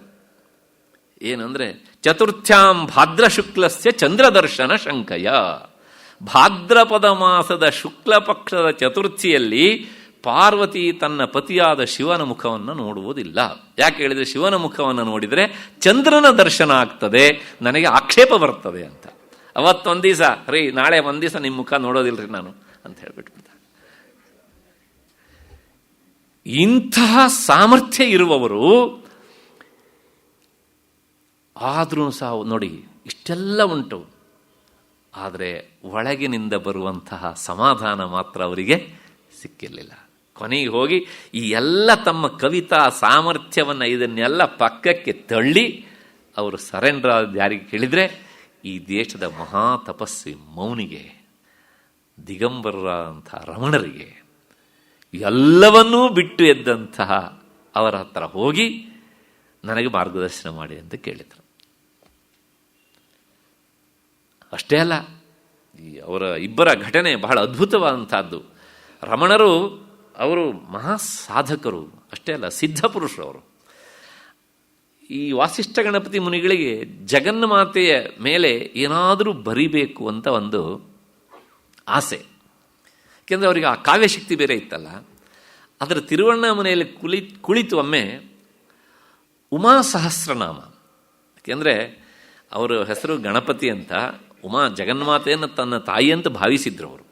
ಹಾಗಾಗಿ ಈ ತಾಯಿ ಬಗ್ಗೆ ಒಂದು ಸಹಸ್ರ ನಾಮವನ್ನು ಬರಿಬೇಕು ಅಂತ ಹೊರಟರು ಅವರು. ಆದರೆ ಇದು ಏನೋ ಗೊತ್ತಾಗಲಿಲ್ಲ, ಅದು ಏನು ಮಾಡಿದ್ರು ಮುಂದಕ್ಕೆ ಹೋಗ್ತಾ ಇರಲಿಲ್ಲ. ಒಂದು ನಾವು ಮರಿಬಾರ್ದು, ಆ ಕಾವ್ಯ ಶಕ್ತಿಯಾಗಲಿ ಕವಿತಾ ಶಕ್ತಿಯಾಗಲಿ ಅದು ಶಾರದೆ ಅಥವಾ ಗುರುಗಳ ಅನುಗ್ರಹ ಇದ್ದಾಗ ಮಾತ್ರ ಬರುವಂತಹದ್ದು. ಅಲ್ಲಿ ಕೆಲವು ಸಲ ನಮ್ಮ ಪ್ರಯತ್ನ ಏನೂ ಮಾಡೋದಿಲ್ಲ. ದಿನವೂ ಹೋಗೋರು ಒಂದು 4-5 ನಾಮ ಹಾಗೂ ಹೀಗೂ ಬರೆಯೋರು, ಆಗ್ತಾ ಇಲ್ಲ ಅಂತ ಬರೋರು. ಕೊನೆಗೆ ಒಂದು ದಿವಸ ರಮಣರ ಹತ್ರ ಈ ದುಃಖವನ್ನು ಹೇಳ್ಕೊಳ್ತಾರೆ ಅವರು, ಹೀಗಾಗ್ತಾ ಇದೆ ನನಗೆ, ಯಾಕೆ ಹೋಗ್ತಾ ಇಲ್ಲ ಅಂತ. ಆಗ ರಮಣರು ಹೇಳ್ತಾರೆ, ಹೌದಾ, ಹಾಗಿರೋ ಒಂದು ಕೆಲಸ ಮಾಡು, ಇವತ್ತು ರಾತ್ರಿ ನೀನು ಬರೆಯೋದಕ್ಕೆ ಸಿದ್ಧನಾಗು, ನಾನು ಬಂದು ಕುಳಿತಿರ್ತೇನೆ, ಏನಾಗುತ್ತೆ ನೋಡೋಣ ಅಂತ. ವಾಸಿಷ್ಠ ಗಣಪತಿ ಮುನಿಗಳು ಎಲ್ಲ ಸಿದ್ಧತೆ ಮಾಡಿಕೊಂಡು ಕುಳಿತಿದ್ರು. ರಮಣರು ಹೋಗಿ ಕುಳಿತರು.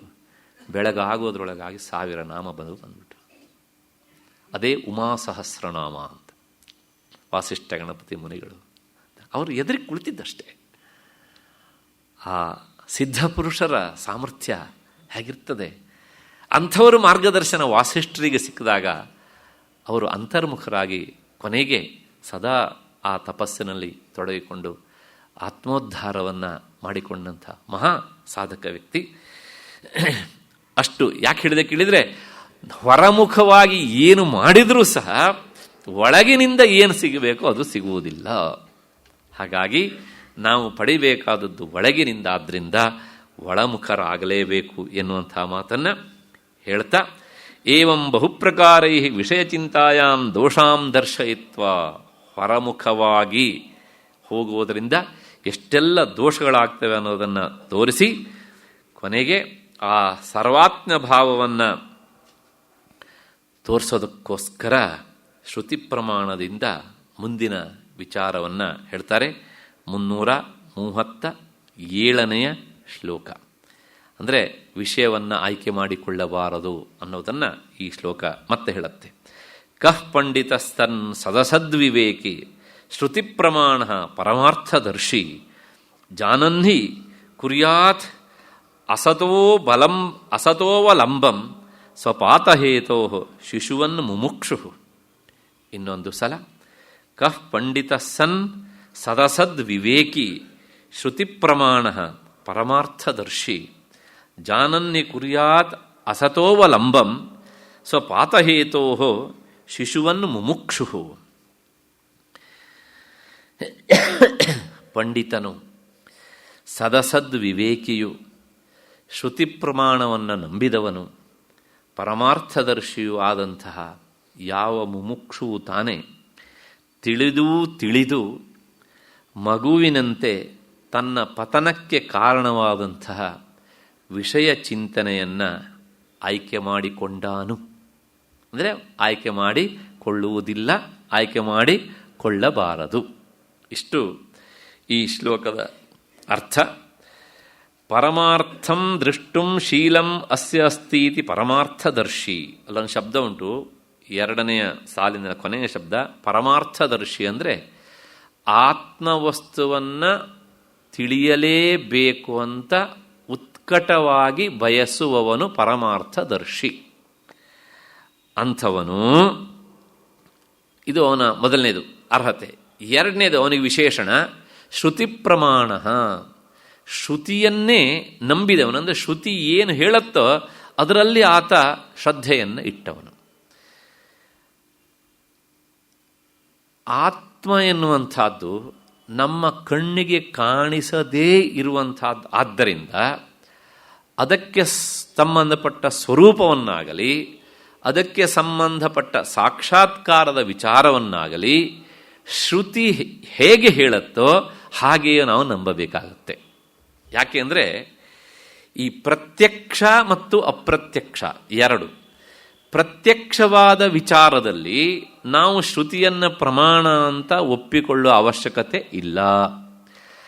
ಅಪ್ರತ್ಯಕ್ಷವಾದ ವಿಚಾರದಲ್ಲಿ ಶ್ರುತಿಯನ್ನೇ ಪ್ರಮಾಣ ಅಂತ ಒಪ್ಪಿಕೊಳ್ಳಬೇಕು. ಹೇಗೆ ಒಂದು ದೃಷ್ಟಾಂತ ಕೊಡ್ತೇನೆ. ಅಕಸ್ಮಾತ್ತಾಗಿ ಯಾವುದಾದರೂ ಒಂದು ವೇದ ವಾಕ್ಯ ಅಂದರೆ ಶ್ರುತಿ ಬೆಂಕಿ ಬಿಸಿಯಾಗಿಲ್ಲ ತಣ್ಣಗಿದೆ ಅಂತ ಹೇಳಿದರೆ ನಾವು ಅದನ್ನು ಒಪ್ಪಬೇಕಾದದ್ದು ಇಲ್ಲ. ನೀರು ತಾನೇ ತಾನಾಗಿ ಮೇಲ್ಮುಖವಾಗಿ ಹರಿಯತ್ತೆ ಅಂತ ಯಾವುದಾದ್ರು ಶ್ರುತಿ ಹೇಳಿದರೆ ನಾವು ಅದನ್ನು ಒಪ್ಪಬೇಕಾದದ್ದು ಇಲ್ಲ. ಯಾಕೆಂದರೆ ನಮ್ಮ ಪ್ರತ್ಯಕ್ಷ ಅನುಭವದಲ್ಲಿ ಅದು ಇಲ್ಲ. ಹಾಗಾಗಿ ಅದರ ಅಪ್ರತ್ಯಕ್ಷ ವಿಚಾರದಲ್ಲಿ ಆತ್ಮ, ಪರಮಾತ್ಮ, ಮಾಯೆ ಈ ಎಲ್ಲ ವಿಚಾರಗಳು ನಮ್ಮ ಕಣ್ಣಿಗೆ ಕಾಣುವಂಥದ್ದಲ್ಲ. ಅದರ ವಿಚಾರ ಮಾಡ್ತಾ ಮಾಡ್ತಾ ಹೋದಾಗ ಎಲ್ಲೋ ಒಂದು ಕಡೆಗೆ ಮನಸ್ಸಿಗೆ ಇವೆಲ್ಲ ಸಿಲುಕಿ, ಅಂದರೆ ಅವು ಮಿಂಚಿ ಮಾಯವಾಗಿ ಹೋಗ್ತಾ ಇರ್ತವೆ. ಇಂತಹ ವಿಚಾರಗಳಲ್ಲಿ ವೇದ ಏನು ಹೇಳುತ್ತೋ ಅದೇ ನಮಗೆ ಪರಮ ಪ್ರಮಾಣ. ಅದಕ್ಕೋಸ್ಕರ ಹೇಳ್ತಾರೆ ಶ್ರುತಿ ಪ್ರಮಾಣ. ಶ್ರುತಿರೇವ ಪ್ರಮಾಣ, ಶ್ರುತಿಯೇ ತನಗೆ ಪ್ರಮಾಣ. ಯಾಕೆಂದರೆ ಅತೀಂದ್ರಿಯವಾದ ವಿಷಯಗಳಲ್ಲಿ ವೇದ ಹೇಳಿದ್ದನ್ನೇ ನಾವು ಆಯ್ಕೆ ಮಾಡಿಕೊಳ್ಳಬೇಕು. ಹಾಗಾಗಿ ಶ್ರುತಿ ಏನು ಹೇಳುತ್ತೆ? ಬ್ರಹ್ಮ ಸತ್ಯಂ ಮತ್ತು ಜಗನ್ ಮಿಥ್ಯಾ. ಬ್ರಹ್ಮವಸ್ತು ಮಾತ್ರ ಸತ್ಯ, ಜಗತ್ತು ಮಿಥ್ಯಾ. ಅಂದರೆ ಅದು ಹೀಗೆ ಅಂತ ನಾವು ಅದರ ಬಗ್ಗೆ ಡೆಫಿನೇಷನ್ ಹೇಳೋದಕ್ಕೆ ಆಗೋದಿಲ್ಲ. ಬ್ರಹ್ಮವಸ್ತುಗೆ ಡೆಫಿನೇಷನ್ ಹೇಳೋಕ್ಕೆ ಬರುತ್ತೆ. ಸತ್ಯಂ ಮತ್ತು ಅನಂತಂ ಮತ್ತು ಆನಂದ ಸ್ವರೂಪ. ಸತ್ಯಂ ಜ್ಞಾನಂ ಅನಂತಂ ಅಂತ. ಅದರ ಜಗತ್ತಿಗೆ ಡೆಫಿನೇಷನ್ ಏನುಂಟು? ಜಗತ್ತಿಗೆ ಡೆಫಿನೇಷನ್ ಇಲ್ಲ.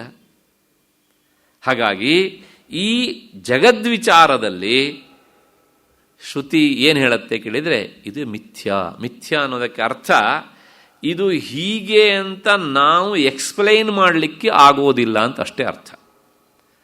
20 ವರ್ಷ ಹಿಂದಿದ್ದ ಹಾಗೆ ಇವತ್ತಿಲ್ಲ, ಇವತ್ತಿದ್ದ ಹಾಗೆ ಇನ್ನು 20 ವರ್ಷ ಆದಮೇಲೆ ಇರುವುದಿಲ್ಲ. ಯಾವುದು ಬದಲಾವಣೆಗೆ ಒಳಗಾಗತ್ತೋ ಅದು ಸತ್ಯ ಅಲ್ಲ. ಸತ್ಯವಾದದ್ದು ಕಾಲತ್ರಯದಲ್ಲೂ, ಅಂದರೆ ಮೂರೂ ಕಾಲದಲ್ಲೂ, ಭೂತ, ವರ್ತಮಾನ, ಭವಿಷ್ಯ ಮೂರರಲ್ಲೂ ಸಹ ಒಂದೇ ರೀತಿಯಾಗಿರುತ್ತೆ. ಅಂಥದ್ಯಾವುದು ಕೇಳಿದರೆ ಆತ್ಮವಸ್ತು ಮಾತ್ರ. ಆದ್ದರಿಂದ ಇದನ್ನು ಅರ್ಥ ಮಾಡಿಕೊಂಡಂತಹ ಪಂಡಿತ ಅಂತ ಶಬ್ದ ಉಂಟು ಅಲ್ಲಿ. ಪಂಡಿತ ಅನ್ನೋದಕ್ಕೆ ಅರ್ಥ ಪಂಡ ಅಂದರೆ ಆತ್ಮಜ್ಞಾನ ಅಂತ ಅರ್ಥ. ಅದು ಇರುವವನು ಪಂಡಿತ. ಈ ಶಬ್ದ ಗೀತೆಯಲ್ಲೂ ಬಂದಿತ್ತು. ಶುನಿಚೈವ ಶ್ವಪಾಕೇಚ ಪಂಡಿತಾ ಸಮದರ್ಶಿನಃ.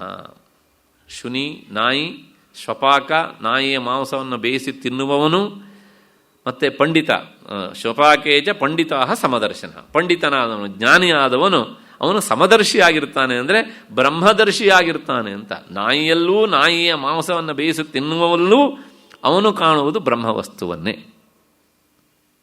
ಹೊರತು ಅವನು ನಾಯಿ ಮಾಂಸವನ್ನು ತಿಂದು ಬದುಕುವನು ಅಂತ ಇದು ನಾಯಿ ಅಂತ ಪ್ರತ್ಯೇಕತೆ ಮಾಡಲಿಕ್ಕೆ ಅವನ ಹತ್ರ ಆಗೋದಿಲ್ಲ. ಯಾಕೆಂದರೆ ಅವನು ನೋಡುವುದು ಕಾರಣವನ್ನೇ ಅಷ್ಟೇ ಹೊರತನು ಕಾರಣದಿಂದ ಉಂಟಾದಂಥ ಕಾರ್ಯವನ್ನು ಅವನು ನೋಡುವುದಿಲ್ಲ. ಹಾಗಾಗಿ ಇವನು ಪಂಡಿತ, ಆತ್ಮಜ್ಞಾನಿ ಆದದ್ರಿಂದ ಅವನು ಪಂಡಿತ, ಅವನಿಗೆ ವಸ್ತುವಿನ ಯಥಾರ್ಥ ಜ್ಞಾನ ಉಂಟು. ಹಾಗಾಗಿಯೇ ಅವನು ಮುಮುಕ್ಷು. ಮುಮುಕ್ಷು ಅಂದರೆ ಮೋಕ್ಷವನ್ನು ಇಚ್ಛತಿ ಇತಿ ಮುಮುಕ್ಷತಿ, ಮೋಕ್ಷಂ ಇಚ್ಛು ಮುಮುಕ್ಷು, ಮೋಕ್ಷವನ್ನು ಬಯಸುವವನೇ ಮುಮುಕ್ಷು ಅಂಥವನು. ಯಾಕೆ ಹೊರಗಿನ ವಿಷಯವನ್ನು ಆಯ್ಕೆ ಮಾಡಿಕೊಳ್ಳೋದಿಲ್ಲ ಅಂತಂದರೆ ಅವನಿಗೆ ಗೊತ್ತು, ಸ್ವಪಾತಹೇತೋ ಸ್ವಸ್ಯ ಅಧೋಧ ಪತನಾರ್ಥಂ ಹಿ ನಿಶ್ಚಯೇನ ಜಾನನ್ ಅಸತಃ. ತಾನು ವಿಷಯಗಳತ್ತ ಮನಸ್ಸನ್ನು ಹರಿಸಿ ಅವುಗಳತ್ತ ನನ್ನ ಆಯ್ಕೆಯನ್ನು ಮಾಡಿಕೊಂಡ್ರೆ, ಅವುಗಳನ್ನು ಆಯ್ಕೆ ಮಾಡಿಕೊಂಡ್ರೆ ಅದರಿಂದ ನನ್ನ ಪತನ ನಿಶ್ಚಿತವಾದದ್ದು.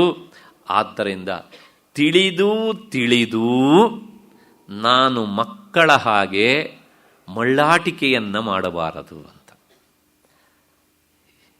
ಮಕ್ಕಳ ಹಾಗೆ ಮಳ್ಳಾಟಿಕೆ ಅಂತ ಅಲ್ಲೊಂದು ಶಬ್ದ ಉಂಟು ನೋಡಿ, ಶಿಶುವನ್ ಮುಮುಕ್ಷು ಅಂತ. ಶಿಶು ಅಂದರೆ ಇನ್ನೂ ಬುದ್ಧಿ ಬಲಿಯದೇ ಇರುವಂತಹ ಮಗು, ಶೈಶವಾವಸ್ಥೆಯಲ್ಲಿ ಇರುವಂತಹದ್ದು. ಆ ಮಗು ಹೇಗೆ ತಪ್ಪು ತೀರ್ಮಾನವನ್ನು ತೆಗೆದುಕೊಳ್ಳುತ್ತೋ ಅಂತಹ ತಪ್ಪು ತೀರ್ಮಾನವನ್ನು ನಾನು ತೆಗೆದುಕೊಳ್ಳಬಾರದು. ಹಾಗಾಗಿ ನಾನು ಶಿಶುವಿನಂತೆ ವರ್ತಿಸಬಾರದು ಅಂತ. ಶಿಶುವಿನಂತೆ ವರ್ತಿಸಬಾರದು ಅಂದರೆ ಶಿಶು ಏನು ಮಾಡುತ್ತೆ ಅಂದರೆ, ಶಿಶು ತನ್ನ ಅಜ್ಞಾನದಿಂದ ಕೆಲವು ಸಲ ಏನು ಮಾಡುತ್ತೆ, ಮೇಲಕ್ಕೆ ಹೋಗುತ್ತೆ, ಸುಮ್ಮನೆ ವಿಚಾರ ಮಾಡುತ್ತೆ, ಒಂದೇ ಸಲ ಕೆಳಕ್ಕೆ ಹೋಗೋಣ ಅಂತ ಬಿದ್ದುಬಿಡುತ್ತೆ. ಅದು ಅಜ್ಞಾನದಿಂದ ಮಾಡಿದಂಥದ್ದು. ಮತ್ತು ಇನ್ನು ಸಲ ಏನಾಗುತ್ತೆ ಅಂದರೆ ಹಾವು ಹರಣೆಗಳನ್ನು ಕೈಯಲ್ಲಿ ಹಿಡಿಯೋದಕ್ಕೆ ಹೋಗುತ್ತೆ, ಅದು ಕಚ್ಚತ್ತೆ ಅಂತ ಅದಕ್ಕೆ ಗೊತ್ತಿಲ್ಲ ಅನ್ನೋದೇ ಅಜ್ಞಾನ ಅಂತ ಅರ್ಥ. ಮತ್ತು ಕೆಲವು ಸಲ ಏನು ಮಾಡುತ್ತೆ, ಉರಿತಾ ಇರುವಂಥ ದೀಪವನ್ನು ಹಿಡಿಯೋದಕ್ಕೆ ಕೈ ಹಾಕತ್ತೆ. ಇದೆಲ್ಲ ಅಜ್ಞಾನದಿಂದ ಮಾಡುವಂಥದ್ದು. ಆದರೆ ಇವನು ಜ್ಞಾನಿ, ಹಾಗಾಗಿ ಆ ಶಿಶುವಿನ ಹಾಗೆ ಗೊತ್ತಿದ್ದೂ ಸಹ ಅವನು ತಪ್ಪನ್ನು ಮಾಡಲಿಕ್ಕೆ ಹೋಗುವುದಿಲ್ಲ. ಹಾಗಾಗಿ ವಿಷಯಗಳನ್ನು ಅವನು ಆಯ್ಕೆ ಮಾಡಿಕೊಳ್ಳುವುದಿಲ್ಲ. ಇಷ್ಟು ಹಿನ್ನೆಲೆಯಲ್ಲಿ ಈ ಶ್ಲೋಕದ ಅರ್ಥ ಸಾಕು ಅಂತ ಅಂದ್ಕೊಂಡು ಈಗ ಮುಂದೆ ಒಂದು ಮಾತನ್ನು ಹೇಳ್ತಾರೆ. ಪದಾರ್ಥ ಅನವಬೋಧ ಅವಬೋಧ ರೂಪ ವಿಭಿನ್ನ ಧರ್ಮಾಶ್ರಯೋ ಸುಪ್ತಿ ಜಾಗರಣಯೋ. ನೋಡಿ, ಎಚ್ಚರವಾಗಿದ್ದಾಗ ಗಾಢನಿದ್ರೆ ಇಲ್ಲ, ಗಾಢನಿದ್ರೆಗೆ ಹೋದವನಿಗೆ ಎಚ್ಚರ ಇಲ್ಲ. ಏಕಕಾಲದಲ್ಲಿ ಇದೆರಡು ಆಗತ್ತಾ? ಇಲ್ಲ. ನಾನು ನಿದ್ದೆನೂ ಮಾಡ್ತಾ ಇದ್ದೆ, ಎಚ್ಚರೂ ಇತ್ತು ಅಂತ ಹೇಳಿದರೆ ಏನು ತೀರ್ಮಾನ ಮಾಡ್ಬೋದು ಅಂದರೆ, ಇವನು ಕಣ್ಣನ್ನು ಮುಚ್ಚಿಕೊಂಡು ನಿದ್ದೆ ಮಾಡದೆ ನಾವು ಹೇಳೋ ಎಲ್ಲ ಮಾತುಗಳನ್ನು ಸಹ ಕದ್ದು ಆಲಿಸಿಕೊಳ್ತಾ ಇದ್ದಾನೆ ಅಂತ. ಕಣ್ಣು ಮುಚ್ಚಿದ ಮಾತ್ರಕ್ಕೆ ನಿದ್ದೆ ಅಂತಲ್ಲ. ಎಷ್ಟೋ ಸಲ ನಿದ್ದೆ ಮಾಡಬೇಕಾದ್ರೂ ಕಣ್ಣು ತೆರ್ಕೊಂಡೇ ನಿದ್ದೆ ಮಾಡ್ತಾರೆ ಅಲ್ವಾ? ಹಾಗಾಗಿ ಕಣ್ಣು ಮುಚ್ಚುವುದು ಕಣ್ಣು ತೆರೆಯುವುದು ಇಷ್ಟರಿಂದಲೇ ಅವನು ನಿದ್ರೆಗೆ ಹೋಗಿದ್ದಾನೆ ಅಂತ ತೀರ್ಮಾನ ಮಾಡಲಿಕ್ಕೆ ಆಗೋದಿಲ್ಲ. ಹಾಗೆ ನಿದ್ದೆ ಮತ್ತು ಎಚ್ಚರ ಇವೆರಡೂ ಹೇಗೆ ಏಕಕಾಲದಲ್ಲಿ ಆಗುವುದಿಲ್ಲವೋ, ತಿಷ್ಠನ್ ಗಚ್ಚತಿ, ನಿಂತಿದ್ದವನು ಹೋಗೋದಿಲ್ಲ, ಹೋಗ್ತಾ ಇದ್ದವನು ನಿಂತಿರೋದಿಲ್ಲ. ಎರಡು ಒಟ್ಟೊಟ್ಟಿಗೆ ಆಗುತ್ತಾ? ನಾನು ನಿಂತು ಇದ್ದೇನೆ, ಹೋಗ್ತಾನೂ ಇದ್ದೇನೆ ಇರ್ಬೋದು, ನಿಂತು ಹೋಗಬಹುದು, ಆದರೆ ನಿಲ್ತಾ ಹೋಗೋದಕ್ಕಾಗೋದಿಲ್ಲ, ಅಥವಾ ಹೋಗ್ತಾ ನಿಲ್ಲೋದಕ್ಕೆ ಆಗೋದಿಲ್ಲ ಅಲ್ವಾ? ಹಾಗೆಯೇ ಈ ಎರಡು ಒಟ್ಟೊಟ್ಟಿಗೆ ಆಗೋದಿಲ್ಲ ಅಂತ. ಏನು ಒಟ್ಟೊಟ್ಟಿಗೆ ಆಗೋದಿಲ್ಲ ಅಂತಂದರೆ ಅದನ್ನು ಹೇಳ್ತಾರೆ, ಈ ವಿಷಯಾಭಿಲಾಷೆ ಮತ್ತು ಅಂತರ್ಮುಖತೆ ಇವೆರಡೂ ಸಹ ಒಟ್ಟಿಗೆ ಆಗೋದಿಲ್ಲ ಅನ್ನೋದನ್ನು ಮುಂದಿನ ಶ್ಲೋಕದಲ್ಲಿ ಹೇಳ್ತಾರೆ. ನೋಡೋಣ ಏನು ಹೇಳ್ತಾರೆ ಅನ್ನೋದನ್ನು. ದೇಹಾದಿ ಸಂಸಕ್ತಿ ಮತೋ ನ ಮುಕ್ತಿ, ಮುಕ್ತಸ್ಯ ದೇಹಾದ್ಯಭಿಮತ್ಯಭಾವ, ಸುಪ್ತಸ್ಯ ನೋ ಜಾಗರಣಂ ನ ಜಾಗ್ರತಃ, ಸ್ವಪ್ನಸ್ತಯೋ ಭಿನ್ನ ಗುಣಾಶ್ರಯತ್ವಾತ್. ಇನ್ನೊಂದು ಸಲ ದೇಹಾದಿ ಸಂಸಕ್ತಿ ಮತೋ ನ ಮುಕ್ತಿ ಮುಕ್ತಸ್ಯ ದೇಹಾದಿ ಅಭಿಮತ್ಯಭಾವ ಸುಪ್ತಸ್ಯ ನೋ ಜಾಗರಣಂ ನ ಜಾಗ್ರತಃ ಸ್ವಪ್ನಸ್ತಯೋ ಭಿನ್ನ ಗುಣಾಶ್ರಯತ್ವಾತ್. ದೇಹಾದಿಗಳಲ್ಲಿ ಅಭಿಮಾನ ಇರುವವನಿಗೆ ಮುಕ್ತಿ ಇಲ್ಲ. ಮುಕ್ತನಿಗೆ ದೇಹಾದಿಗಳಲ್ಲಿ ಅಭಿಮಾನ ಇರುವುದಿಲ್ಲ. ಹೇಗೆ ಅಂದರೆ, ನಿದ್ರಿಸಿದವನಿಗೆ ಎಚ್ಚರ ಇಲ್ಲ, ಎಚ್ಚರವಾಗಿರುವವನಿಗೆ ನಿದ್ರೆ ಇಲ್ಲ. ಯಾಕೆ ಅಂದರೆ ಅವೆರಡೂ ಬೇರೆ ಬೇರೆ ಸ್ವಭಾವದವುಗಳು ಆಗಿರುವುದನ್ನು, ಬೇರೆ ಬೇರೆ ಸ್ಥಿತಿಗಳು ಅನ್ನೋದನ್ನು ನಾವು ನೋಡ್ತೇವೆ. ಎರಡು ಸ್ಟೇಜ್ ಬೇರೆ ಬೇರೆ. ನಿದ್ರಾ ಅವಸ್ಥೆಯೇ ಬೇರೆ, ಮತ್ತು ಜಾಗ್ರದ ಅವಸ್ಥೆಯೇ ಬೇರೆ. ಹಾಗೆ ಮುಕ್ತ್ಯವಸ್ಥೆಯೇ ಬೇರೆ, ಮತ್ತು ಈ ದೇಹಾದಿಗಳಲ್ಲಿ ಅಭಿಮಾನ ಇಡುವಂಥ ಅವಸ್ಥೆಯೇ ಬೇರೆ. ಅದನ್ನು ಹೇಳ್ತಾರೆ ಈ ಶ್ಲೋಕದಲ್ಲಿ. ಏನು ಅಂದರೆ, ನ ಸ ಪುನರಾವರ್ತತೆ, ದೇಹಾಭಿಮಾನವನ್ನು ಬಿಟ್ಟು ಬ್ರಹ್ಮನಿಷ್ಠನಾದವನಿಗೆ ಮತ್ತೆ ಪುನಃ ಬರುವಿಕೆ ಅನ್ನುವುದು ಇಲ್ಲ. ಬರುವಿಕೆ ಅನ್ನೋದಿಲ್ಲ ಅಂದರೆ ಎಲ್ಲಿ ಹೋಗಿರ್ತಾನೆ ಅವನು ಅಂತ ಪ್ರಶ್ನೆ ಕೇಳಬೇಡಿ. ಬರುವಿಕೆ ಅಂದರೆ ಹುಟ್ಟುವಿಕೆ ಅಂತ ಅರ್ಥ. ಅವನು ಎಲ್ಲೂ ಹೋಗೋದಿಲ್ಲ, ಅವನಿಗೆ ಹುಟ್ಟುವಿಕೆ ಅನ್ನೋದು ಇಲ್ಲ ಅಂತ ಶ್ರುತಿ ಹೇಳುತ್ತೆ. ಯಾಕೆ ಅಂತಂದರೆ, ದೇಹಾದವು ಅಭಿಮಾನ ನೈವ ಭವತಿ. ಯಾವನು ಹುಟ್ಟುತ್ತಾನೆ ಅಂತಂದರೆ, ಸಾಯುವಾಗ ಯಾವನಿಗೆ ದೇಹಾಭಿಮಾನ, ತನ್ನದು, ತನ್ನ ವಸ್ತುಗಳು ಅಥವಾ ತನಗೆ ಸಂಬಂಧಪಟ್ಟವರು ಎನ್ನುವಂಥ ಆಸೆ ಜಾಗೃತವಾಗಿರುತ್ತೋ, ಈ ಭಾವನೆ ಜಾಗೃತವಾಗಿದ್ದಾಗಲೇ ಯಾವನು ದೇಹವನ್ನು ಬಿಡ್ತಾನೋ ಅವನಿಗೆ ವಾಪಸ್ ಬರುವಿಕೆ ಅನ್ನೋದುಂಟು.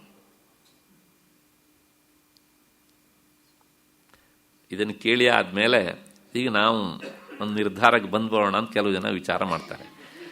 ಸಾಯುವ ಮೊದಲನೇ ದಿವಸವರೆಗೂ ಇದನ್ನೆಲ್ಲ ವಿಚಾರ ಮಾಡೋಣ. ಆ ದಿವಸ ನನಗೂ ಈ ಪ್ರಪಂಚಕ್ಕೂ ನನ್ನ ಸಂಸಾರಕ್ಕೂ ಯಾವುದಕ್ಕೂ ಸಂಬಂಧ ಇಲ್ಲ ಅಂತ ಒಂದು ಬೋರ್ಡ್ ಹಾಕೊಂಡು ಕುಳಿತುಕೊಳ್ಳೋಣ. ಆಗ ಆಗತ್ತಾ? ಇದು ಹೇಗಿರುತ್ತೆ ಕೇಳಿದರೆ, ಕೊನೆ ಘಳಿಗೆಯಲ್ಲಿ ಅದು ಬರೋದಿಲ್ಲ ಅಂತಾನೆ ಕೃಷ್ಣ ಅಲ್ವಾ. ಅದಕ್ಕೋಸ್ಕರ ತಸ್ಮಾತ್ ಸರ್ವೇಷು ಕಾಲೇಶು ಮಾಮನುಸ್ಮರ, ಭಗವಂತನ ಆಜ್ಞೆ ಅದು. ಅದಕ್ಕೋಸ್ಕರ ಈ ಮಾಡದೇ ಏನಾಗುತ್ತೆ ಅಂದರೆ, ಒಂದು ತಮಾಷೆ ಉದಾಹರಣೆ ಹೇಳ್ತೇನೆ. ಒಬ್ಬ ಫೋಟೋ ತೆಗೆಸ್ಕೊಳ್ಳೋಕ್ಕೆ ಅಂತ ಸ್ಟುಡಿಯೋಕ್ಕೆ ಹೋಗಿದ್ದಂತೆ. ಸ್ಟುಡಿಯೋಕ್ಕೆ ಹೋಗಿ ಕುಳಿತಿದ್ದಾನೆ. ಅವನು ಹೇಳ್ದ ಕ್ಯಾಮ್ರಾಮನ್, ನೀವು ಸ್ವಲ್ಪ ಬಲಗಡೆ ವಾಲ್ಬೇಕು, ಆಮೇಲೆ ಸ್ವಲ್ಪ ಕತ್ತಿ ಈ ಕಡೆ ತಿರ್ಸ್ಬೇಕು, ಕೂದಲು ಸರಿ ಮಾಡ್ಕೊಳ್ಳಿ, ಮುಖ ಸರಿ ಮಾಡ್ಕೊಳ್ಳಿ ಅಂತ. ಆಮೇಲೆ ಹಲ್ಲನ್ನು ಜಾಸ್ತಿ ಬಿಟ್ಟಿದ್ದ, ಎಲ್ಲ ಹಲ್ಲು ಬಿಡಬೇಡಿ, ಯಾಕೆ ನೀವು ಬಿಟ್ಟಿದ್ದು ನೋಡಿದ್ರೆ ಬಾಯಿಂದ ಎಲ್ಲ ಈಚೆ ಬರೋ ಥರ ಇವೆ, ಸ್ವಲ್ಪ ಮುಚ್ಚಿ ಅಂತೆಲ್ಲ ಹೇಳೆಲ್ಲ ಸೂಚನೆ ಕೊಟ್ಟ. ಅವನು ಕೊಟ್ಟು ಎಲ್ಲ ಸೂಚನೆ ಅವನು ಪಾಲನೆ ಮಾಡ್ದ. ಇನ್ನೇನು ಕ್ಯಾಮ್ರಾ ಕ್ಲಿಕ್ ಮಾಡಬೇಕು, ದೊಡ್ಡದಾಗ ಆಕಳಿಕೆ ಬಂದ್ಬಿಡ್ತು ಅವನಿಗೆ. ಫೋಟೋ ಕೊಟ್ಟ. ಆಗ ತೆಗೆಸ್ಕೊಂಡವನು ಹೇಳಿದಂತೆ, ಇದನ್ನು ನೀನೇ ಇಟ್ಟುಕೋ, ಇದು ನಂದಲ್ಲ ಅಂತ. ನೀನು ಕೊಟ್ಟ ಅಷ್ಟೂ ಸೂಚನೆ ನಾನು ಅನುಸರಿಸಿದ್ದೇನೆ, ಆಕಳಿಕೆ ತೆಗಿಬೇಡಿ ಅಂತ ನೀನು ಹೇಳಬೇಕಿತ್ತು. ಅಲ್ಲ, ಅವನಿಗೇನು ಗೊತ್ತು ಆಕಳಿಕೆ ಬರುತ್ತೆ ಅಂತ. ಅಕಸ್ಮಾತ್ತಾಗಿ ಹೇಳಿದ್ದ ಅಂತ ಇಟ್ಕೊಳ್ಳಿ, ನಿಲ್ಲಿಸೋದಕ್ಕಾಗತ್ತಾ? ಹಾಗೆ ಈ ಸಾವು ಅನ್ನೋದಿದೆಯಲ್ಲ, ಅದು ಆ ಕ್ಯಾಮ್ರಾವನ್ನು ಕ್ಲಿಕ್ ಮಾಡುವ ಕಾಲ. ಅದು ಯಾವಾಗ ಸರಿಯಾಗಿ ಬರುತ್ತೆ ಕೇಳಿದರೆ, ನೀವು ಎಲ್ಲ ಸಿದ್ಧತೆ ಮಾಡ್ಕೊಂಡಿರ್ತೀರಾ, ಆದರೆ ನಿಮಗೆ ಗೊತ್ತಿಲ್ಲದೇನೆ ನೀವು ಮಾಡಿದಂಥ ಕರ್ಮ ಅದು ಕೊನೆಯ ಕಾಲದಲ್ಲಿ ಏನು ಮಾಡುತ್ತೆ ಕೇಳಿದರೆ ಎಚ್ಚರವಾಗಿ ನಿಂತು ಬಿಡುತ್ತೆ. ಆಗ ಏನು ಜಾಗೃತವಾಗಿ ಇರುತ್ತೋ ಕ್ಯಾಮ್ರಾ ಅದನ್ನೇ ತೋರಿಸುತ್ತೆ ಅಲ್ವಾ. ನೀವು ಬಾಯಿ ಕಳೆದಿದ್ದು ಬರುತ್ತೆ, ಕಣ್ಣು ಮುಚ್ಕೊಂಡಿದ್ದು ಬರುತ್ತೆ. ಹಾಗಾಗಿ ಆ ಕೊನೆಯ ಘಳಿಗೆಯಲ್ಲಿ ನಮಗೆ ಭಗವಂತನ ಸ್ಮರಣೆ ಬರಬೇಕು ಅಂತಾದರೆ, ಅಥವಾ ನಾವು ಒಳಮುಖವಾಗಿ ಯೋಚನೆ ಮಾಡಬೇಕು ಅಂತಾದರೆ, ಅದಕ್ಕೆ ಸಾಕಷ್ಟು ಸಿದ್ಧತೆ ಬೇಕು, ಸಾಕಷ್ಟು ಸಿದ್ಧತೆ. ಯಾಕೆ ಅಂದರೆ ಅಷ್ಟು ಸಿದ್ಧತೆ ಯಾಕೆ ಬೇಕು ಅಂತ ಒಂದು ಪ್ರಶ್ನೆ ಕೇಳಿದರೆ, ಒಂದು ಮಗು ಪರೀಕ್ಷೆ ಬರೆಯೋದು 2 ದಿವಸ ಅಥವಾ 1 ದಿವಸ ಅಂತ ಇಟ್ಕೊಳ್ಳಿ. ಆ 1 ದಿವಸದ 3 ತಾಸು ಪರೀಕ್ಷೆ ಬರೆಯೋದಕ್ಕೆ ವರ್ಷ ಎಲ್ಲ ಕಷ್ಟಪಡುತ್ತೆ ಅಲ್ವಾ? ಆದರೆ ಇವತ್ತಿನ ಪರೀಕ್ಷೆಯಲ್ಲಿ ಕಷ್ಟಪಡದೇ ಬರೆದು ಪಾಸ್ ಆಗಬಹುದು. ಆದರೆ ಈ ಪರೀಕ್ಷೆ ಉಂಟಲ್ಲ, ಅದು ಭಗವಂತ ನಡೆಸುವ ಪರೀಕ್ಷೆ. ಆದ್ದರಿಂದ ಅಲ್ಲಿ ಕಾಪಿ ಮಾಡೋದಕ್ಕೆ ಅವಕಾಶ ಇಲ್ಲ. ಹಾಗಾಗಿ ನೀನು ವರ್ಷ ಇಡೀ, ಯಾವ ವರ್ಷ, ನಿನ್ನ ಜೀವಮಾನ ಎನ್ನುವಂಥ ವರ್ಷ ಇಡೀ ಏನು ಸಿದ್ಧತೆ ಮಾಡಿರ್ತೀಯೋ ಆ ಸಿದ್ಧತೆ ಹಿನ್ನೆಲೆಯಲ್ಲಿ ಸಾವು ಎನ್ನುವಂಥ ಪರೀಕ್ಷೆಯನ್ನು ನೀನು ಎದುರಿಸ್ತೀಯೇ. ಆಗ ನೀನು ಮಾಡಿದಂಥ ಕರ್ಮ, ಅದರೊಳಗೂ ಸಹ ಎಷ್ಟೋ ಮಾಡಿರ್ತೇವಲ್ಲ, ಯಾವುದು ಅತ್ಯಂತ ಬಲವಾಗಿರುತ್ತೋ ಅದು ಎದ್ದು ನಿಲ್ಲಿಬಿಡುತ್ತೆ. ಹಾಗಾಗಿ ಏನಾಗುತ್ತೆ ಕೇಳಿದರೆ, ಅದಕ್ಕೆ ತಕ್ಕ ಹಾಗೆ ಮುಂದಿನ ಜನ್ಮ ಅಲ್ಲೇ ಸಿದ್ಧವಾಗಿರುತ್ತೆ. ಅಷ್ಟು ಹಿನ್ನೆಲೆಯಲ್ಲಿ ವಿಜ್ಞಾತ ಬ್ರಹ್ಮತತ್ವಸ್ಯ ಯಥಾಪೂರ್ವಂ ನ ಸಂಸ್ಕೃತಿ.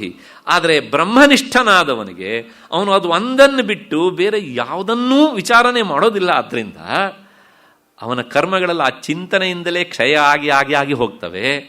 ಹಾಗಾಗಿ ಅವನಿಗೆ ತಾನು ಬ್ರಹ್ಮನಿಷ್ಠನಾಗಿದ್ದೇನೆ, ಸೋಹಂ ಸೋಹಂ ಸೋಹಂ ಎನ್ನುವ ಭಾವನೆಯಿಂದಲೇ ದೇಹ ಬಿಡ್ತಾನೆ. ಅವನು ಬರಬೇಕಿದ್ರೆ ಕೋಹಂ ಕೋಹಂ ಅಂತ ಹೇಳ್ಕೊಂಡು ಬಂದ, ಹೋಗಬೇಕಿದ್ರೆ ಸೋಹಂ ಸೋಹಂ ಅಂತ ಹೇಳ್ಕೊಂಡು ಹೋಗ್ತಾನೆ. ಹಾಗಾಗಿ ಅವನು ನಸ ಪುನರಾವರ್ತತೆ, ಅವನು ಹಿಂತಿರುಗಿ ಬರುವುದಿಲ್ಲ. ಅಲ್ಲಿಗೆ ಏನು ಹೇಳ್ದಂಗಾಯ್ತು, ಮುಕ್ತನಾದವನಿಗೆ ಮತ್ತೆ ಪುನಃ ಹುಟ್ಟು ಎನ್ನುವುದು ಇಲ್ಲ. ದೇಹಾದಿ ಅಭಿಮಾನ ಇದ್ದವನಿಗೆ ಮುಕ್ತಿ ಇಲ್ಲ. ಮುಕ್ತನಾಗಲೇಬೇಕು ಅಂತ ಬಯಸುವವನಿಗೆ ದೇಹಾಭಿಮಾನ ಬಿಡಲೇಬೇಕಾದದ್ದು ಅನಿವಾರ್ಯ. ಇಷ್ಟು ಹಿನ್ನೆಲೆಯಲ್ಲಿ 338ನೇ ಶ್ಲೋಕದ ವಿವರಣೆ ಆಯಿತು ಅಂತ ಅಂದ್ಕೊಂಡು ನಿಲ್ಲಿಸ್ಕೊಳ್ಳೋಣ. ನಾಳೆ ದಿವಸ ಮತ್ತೆ ಮುಂದೆ ಹೋಗ್ತಾ ಇದ್ದೇವೆ ನಾವು. ಇನ್ನೂ ಜಟಿಲವಾದ ವಿಷಯ, ಗಾಬರಿ ಆಗಬೇಡಿ. ಏಕೆಂದರೆ ಸಮಾಧಿ ಸ್ಥಿತಿಗೆ ಹೋಗುವಂಥ ವಿಚಾರವನ್ನು ಹೇಳುವಂಥದ್ದು ನಾಳೆ 6:00 ಸೇರಿದಾಗ ನೋಡೋಣ. ಈ ಸರಣಿಯ ಕೊನೆಯ ಚಿಂತನೆ ಎಷ್ಟು ಸಿಗುತ್ತೋ ಅಷ್ಟನ್ನು ಹಿಡ್ಕೊಳ್ಳೋಣ. ಅಲ್ಲಿವರೆಗೆ ನಿಮಗೆಲ್ಲ ನಮಸ್ಕಾರ ಮತ್ತು ಕೃತಜ್ಞತೆಗಳು.